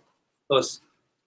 First of all, I just love the knowledge that he just gave to me and everything. And the big thing that stood out to me was like going to people who have experienced more life than you and just taking down some notes and asking them questions to learn about it. And just to learn. We talked about that briefly, right? That's not knowledge. What's that? That's wisdom. That's wisdom when you learn from other people's mistakes. Other takeaways, Leonardo. Execution is everything. Like if you have an opportunity to do something new and you think you can execute it well, and you go for it. Other takeaways, even virtually. How about some takeaways? Okay. Let me give you a couple quick things. And so we said this, if you're good with $100, if you're good with $1,000, and you do that through TLA, what happens when you have an extra zero or two extra zeros? Those habits then, I think Mr. Seiko talked about this, those habits now, I'm about to give you a rule in a second. Those habits now will help when there's extra zeros in that account. That's why someone like a Carlos Cordero, who when he was 18 and 19, we said, you're gonna learn how to do it like this. And he didn't know anything about money, but he has well over 100 grand just on the side after a couple campaigns. I think that's the type of attitude I want you guys to have. So, and you can write this down, and I'll send it on the email for an assignment. So I'd like you to determine your big three for me by the next prep. Big three. Big three, and I'll explain what those are. These are three numbers I want you to know for yourself, okay? And I'm going to teach you what I call simple TLA systems for dummies. There are two things we're going to teach, one today, one at the next prep. Now I want you to find out, and again, not if you had the Bank of Mom, Bank of Dad, if you were to buy your own food. So some of you can swipe the card of Bank of Mom and go wherever you want, but if it were on you, what would the food be that you would actually eat? Some of you wouldn't go to, Whiskers. we were just talking about this the other Capital day. Grill. You wouldn't go to Capital Grill every day. Some of you don't even know what Capital Grill is. That's probably better for you. Okay. So what is it on a food for a weekly basis? Then I also want you to find out gas for me, please. If you were to fill your own not Bank of Mom, not Bank of Dad, what would gas cost you for you and how much you drive? Okay. And then within reason, not popping bottles every night. Okay. On Mom and Dad's credit card, popping bottles. If you're making, okay, you understand. Ready? And so I'm going to teach you a system, and it's something I learned from one of the wealthiest people in Vector that ever helped me, the late Marty Dimitrovich. And he just said, Jeff, I want you to pull out cash just for this month. Every week, I want you to pull out enough cash only to hit those three. So I'm just going to use these numbers. So let's say it's, I'm just using easy numbers, 30, 30, 30. So I would pull out $90, and Marty would say, all right, Jeff, you have your $90. You can spend all that $90 at anything you want, but once it's up, you can't spend money on food, gas, or fun anymore. I said, huh? So you can go and have a $90 dinner. Yeah, but then there's no gas and there's no food in the groceries. Oh, it's like the video. Oh. So it was really funny. I said, oh, I got this. So I pulled out my 90, and we had a lot of fun. I had a $75 because I got it, guys. I work with Cutco. It's on me. Rounds on me. I got the food. Well, it's 95. What's 90 minus 75? That's what I had left for any more fun, any more groceries, and gas. Now it's easy. Oh, it doesn't matter. I'll just dip into the account. That's the penalty. What was the penalty? That you had to dip into the account. And what happens? You get into this discipline. We'll cover this more at the next prep. So I want you to find out these numbers for me, please. Big three. Okay. Just what's that? Yeah, just for weekly.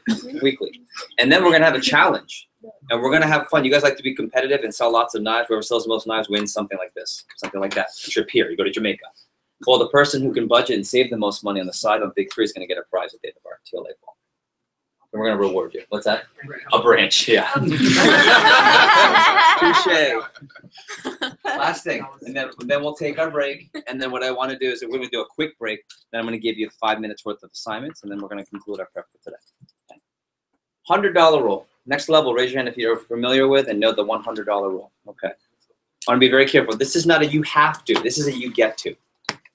$100 rule is anytime you are going to swipe that card or spend over $100 on something, I just want you to go on WhatsApp, look up Jeff Gamboa, Puerto Rico Jefe Chino, pull it up, and say, Jeff, hello, hola, how are you? Most handsome man. However you choose to say. I'm thinking about blank. It's going to cost blank. What do you think? And let me ask you 2 to 5 questions before you swipe. And if you still want to swipe after the questions, totally cool. But I want you to have food for thought. I want you to think about the questions that you wouldn't think about. I want you to ask the question that I think about, and I add zeros to your swipe. Right? So for the same thing, I don't call Scott Dennis when I want to spend 100, but when I want to spend 10,000, I'll say, let me call Scott. Do you think I should? This is worth 10 grand. Should I hold off on that? What do you think? I'll call my financial advisor, whoever I feel comfortable with. So what's this directly related to? What's this related to? Adding zeros. Adding zeros and circles of influence. Who do you take money advice from? And Luke, can you speak to this? I always give the example. So Luke did this when he was 17 with me. I did it a few times. I did it with, my most notable one was my scooter when I went to college. It was about $2 grand, I think, and just walked me through it. Ended up getting a scooter and part of the scoot gang. But yeah, he never talked. He never like directly said don't get it or get it. It's all questions. Like we talk about managing through questions. It's all questions you come up with it on your own, but just gets you asking yourself the right questions. Great habit to have. Yeah, it's a great habit to have, and also it's going to help with how you run expenses with your office. Okay. So really helps with your office. And again, you don't have to do it, but I'm just telling you, about 60%, statistically, 66% of you will. 2/3 of you will do it. Just text me. I'm thinking about this. And I might say, hey, go for it. Or why would you not? Why would you not? Go for it. then I might ask you a few. Well, do you really need that right now? Could you hold off? Kirsten Casey, workout Beats by Dre headphones. I remember that one. I still don't think you've gotten them yet. Because what was more important were the questions I asked her, and it was more important to be able to pay, I think it was sorority dues in one chunk, no problem. And that she did, which is really cool. And I think that's more exciting for her to have an expensive pair of headphones when she already has headphones. I think those types of questions. So any questions on that? You just text me. It doesn't matter. And if it's past 8 o'clock, I won't respond. I'll respond the next day. Any questions on that? Outstanding. Can we give Mr. Museko another round of applause? Thank you.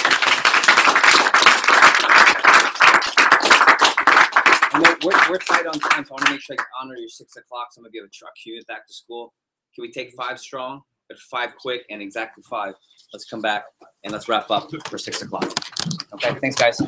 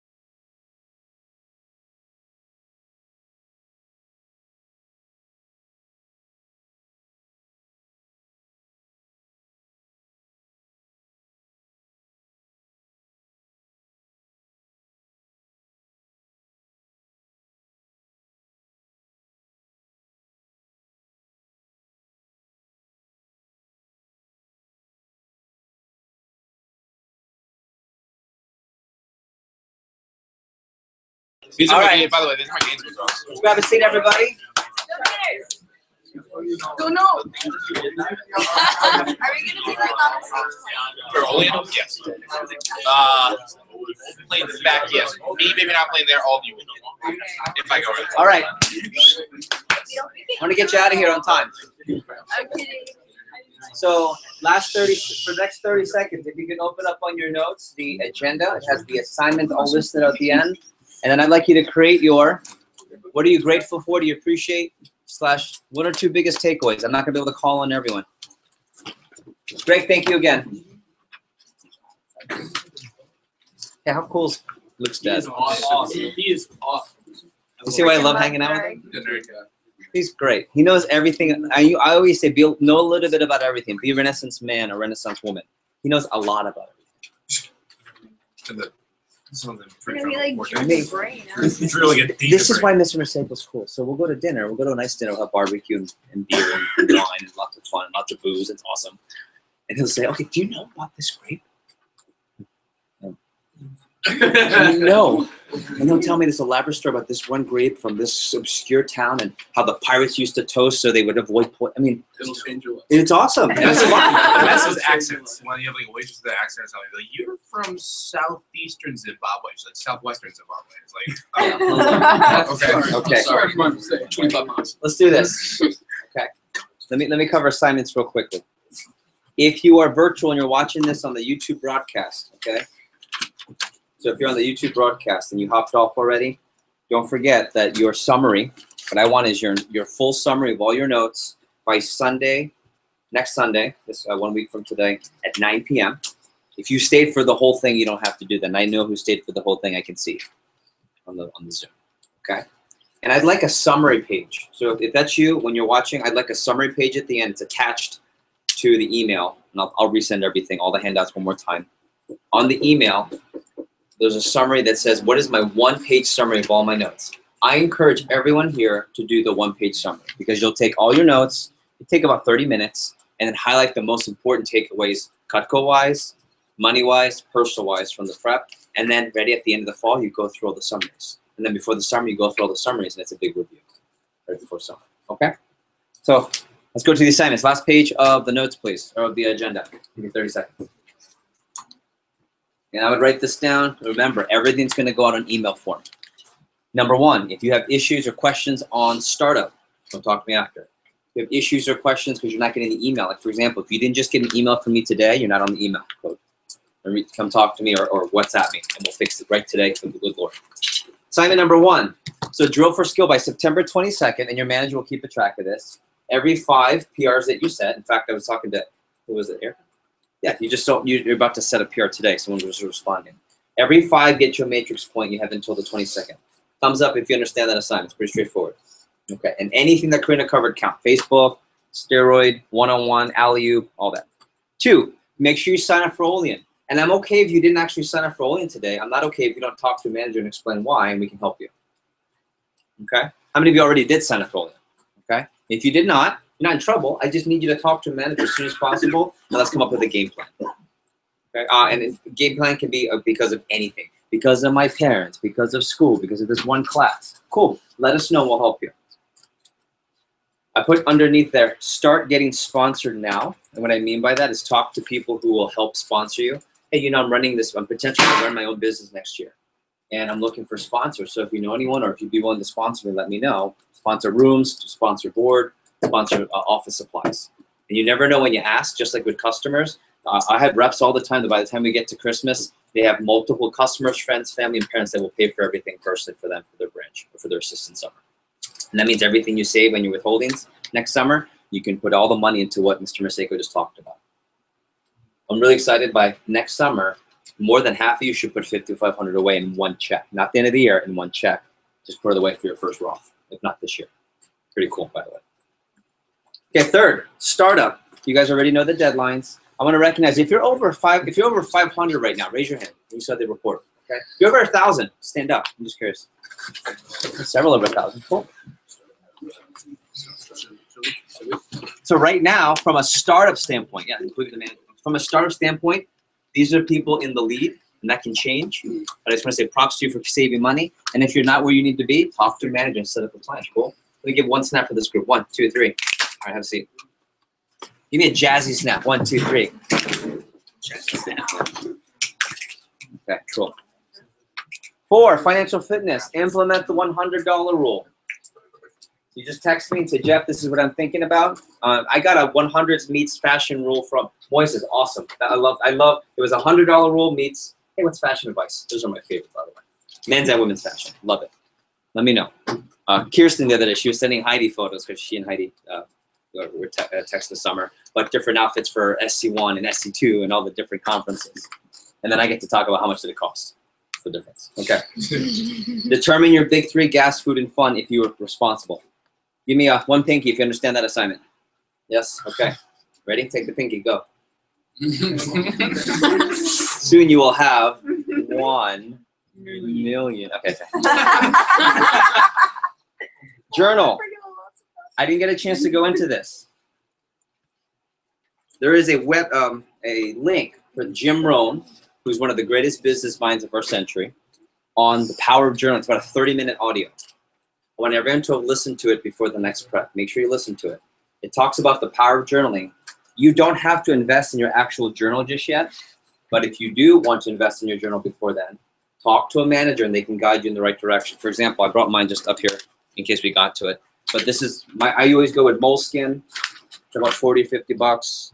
And this is these are my entries for the past. I know this is this summer journal entries. I don't miss a day. And what I'm going to teach you next week, I don't know a single successful businessman or woman who doesn't journal or intentionally take notes like this daily. Everyone that I know that is independently wealthy does this. And if they don't, I think they could be double the income. So I'm going to talk to you about this and being organized. Any questions on journal? We're ready. If you're not sure, text me a picture and ask me if it's a good journal. Cool? Listen to the Jim Rohn audio. If you understand that, give me the rock on. You got it. It's in here. Jim Rohn. Give me the rock on if you got it. And nod your head. Good one, Moses. Communication. Make sure you engage with email and WhatsApp and be active. Now, here's what I also know. What's a big reason why sometimes people aren't on the WhatsApp when it's not related to me asking questions? Say it again. You're not doing the right thing. You're not doing the right things. You're not selling. You're not doing the job. You're not doing the job. Or doing the job or the yab. Yarb, as Rachel says. Next few, SLC push. So we are almost 2 weeks away, just over 2 weeks away from the SLC push. I promise you, you're going to get pumped up about the SLC push. It's going to move your matrix. I'm going to put a contest out. We haven't decided the actual venue. Last year, we did a heat game. The top 5 to 10 winners I took out, and Karina and I hosted a heat game. We took them out. We went and, by accident, we go out before and get food, and by accident, we go out after. I just happened. I don't know. But get to those trips. Why? Not just for the heat game. Even if you don't like the heat, why is that a good event to get to? Network. And also what money you save by pushing for that. So I want you to circle this or highlight it and make sure have your SLC push PC within the next 10 days. And when you have your push PC, I want everyone, we should get 90 different posts. I want you to post the U sign and say, had my SLC push, here's my goal on the TLA page. So DMs, note that. Every single TLA candidate in all of United will post U sign and this is what I worked out with my manager. And it's okay if it's commitment selling or consistency selling, or you might just say, hey, I'm only able to sell this much, but as long as you work it out with your manager, it doesn't matter what the number is. Questions or comments? Okay. Letter of intent. If you're ready to make a statement and to create your letter, reach out to your manager and they can help you write your letter. We've already received Tracer Parrish is the most recent one I got from after vacation. Anyone here just recently submit a letter of intent? I apologize because I was on vacation and my email got flooded. We are just over 20 or just shy of 20 letters of intent. And my suspicion as people get more committed, the letter means this. The letter means I'm in TLA, obviously, but I am working to get a branch spot and I want to be one of the top candidates, okay? Or district candidates. Last thing is the binder. Just make sure, and I know some of you brought it, we didn't have time to put it together today. Make sure you assemble your binder. All the inserts for the binder are in the handout that I sent you on the file. So anything that says binder in that file, print it and put it in the binder. Any questions? And just get you excited. Yes, sir. Austin. Did you already check for the agenda? Did I already check for the agenda? Like our planner? Clarify your question. Like, you remember how you said like one of the assignments for today was to have your Planner. Oh, we have not checked for that yet. I'll reach out to the manager. Thank you. Good question. Good question. Go to the last part of the agenda, real quick. I want to get you pumped about what's going to happen next week or next on the 23rd. So, the next prep, we will still have the prep here for anyone that's in Broward County, Miami. Okay, and that'll be hosted here by our district managers. I believe it's going to be Karina and Orlando are going to help to run the hub. We'll have a Southeast Florida hub run here. I will not be here. I'm going to go to Gainesville for the next one. I already booked my flight. Okay, so I'll be coming in. It's September the 23rd. So I'll be in on the 22nd to meet with Luke, and then I'll do what we're doing here there. Okay, there'll be a Fort Lauderdale hub. There'll be a Tallahassee hub, but I have a feeling Tallahassee is going to come over. It's not too far. I believe Tampa is close enough where you guys can come up to. And if you're in South Florida and you want to come up, let me know. But make sure you're on any school stuff. You gotta stick to school. Don't come up just for the fun. That's not what it's about. And then of course Puerto Rico. Take a look. We're going to be talking about branch pay. So I'm going to cover how you get paid as a branch manager next prep.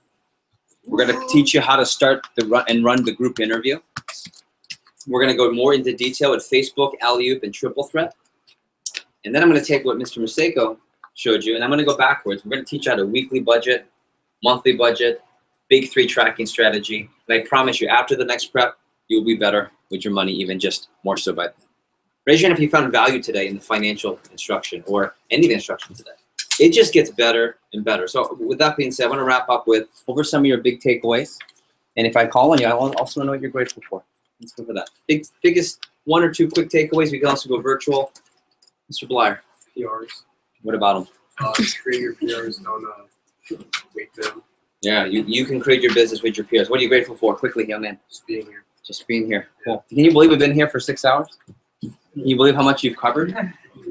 Yeah, I know you guys are hungry. That's why it's stopping at 6. Go ahead, Austin. It's good to be the dumbest guy in the room. Yeah, you want to be trying to be the dumbest guy in the room. What are you grateful for? What are you grateful for? Just the opportunity to be here. Okay. And virtual, we can also take some as well. Leonardo. The knowledge that I gain in every single person. Knowledge and grateful for every single person. Next level also. Next up. The big 3. I like that. This is the big one. I went through the quick version. I'll give you the better version next month. Just basically the financial knowledge that Greg and Seiko had to offer us, and I'm really grateful. Yeah, I am too. I'm grateful for him, not even just for this talk. Mila, what do you take? What are you grateful for? The 30s are not your new 20s. Raise your hand if that sat with you today. 30 is not the new 20. So ready? If TLA is part of it, I am not saying TLA is the only way you need to capitalize on your 20s, but I think it's going to be a big part of it for at least half your 20s. Make sure you're really taking advantage of TLA here. Next level group, what are you taking away after our first session together with general session? Big takeaways and or what do you appreciate? I can call on you or you can raise your hand. Alex. Just how much there is to learn.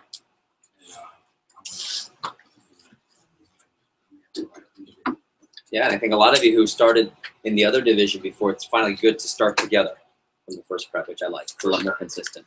We had a couple of people chiming in virtually.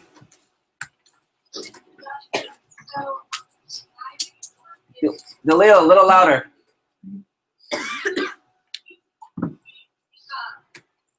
One more time. Now I've turned the volume up. Think about who you are for who you become. Give up who you are for who you can become. Give me a light bulb. That was one of yours earlier. Yeah.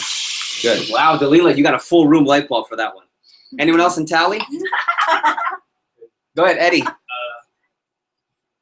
So start now, build your identity capital, be the best recruiter you can. That's just gonna make a difference. Yes. And then what are you grateful for? And I'll come back to Dalila. What are you grateful for? I'm grateful for just all the impact and the growth that we're going to be getting throughout this entire semester. Just right now. Yeah. And who was in TLA last year with me? We're better this year. Yeah. We're better this year.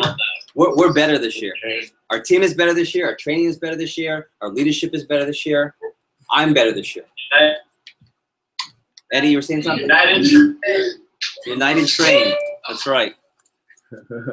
Kirsten, what did you take? What did you take and what are you grateful for?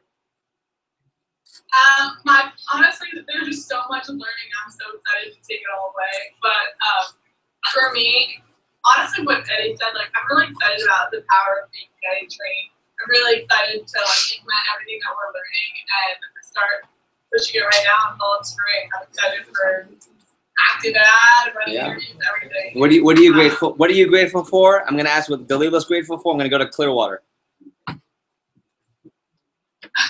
Eddie just said I'm grateful for Kai, but that's not what I'm grateful for.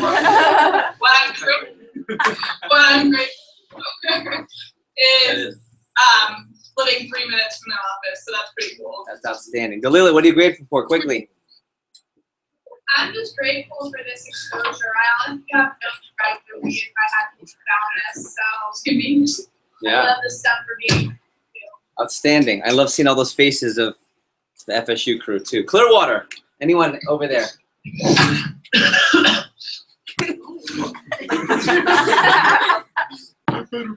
No Clearwater? Okay, I think they're talking to Mike. And Laisla, Puerto Rico? You might have Spanish. Okay. Here's what I also want you to hear. If you're not confident right now, that's totally cool. That's normal. Remember, you go back to crazy time. If there's only one thing you need to have confidence in, it's me. That's it. If that's the only thing you're confident in, is just be confident that you are working for, with, and under, and it's really with the division manager who's so excited to grow this bad boy. You know, what was the thing? What was I saying earlier? Back to the bone. We're gonna grow this back to the bone. Okay. Better than any bone you've ever seen. Okay.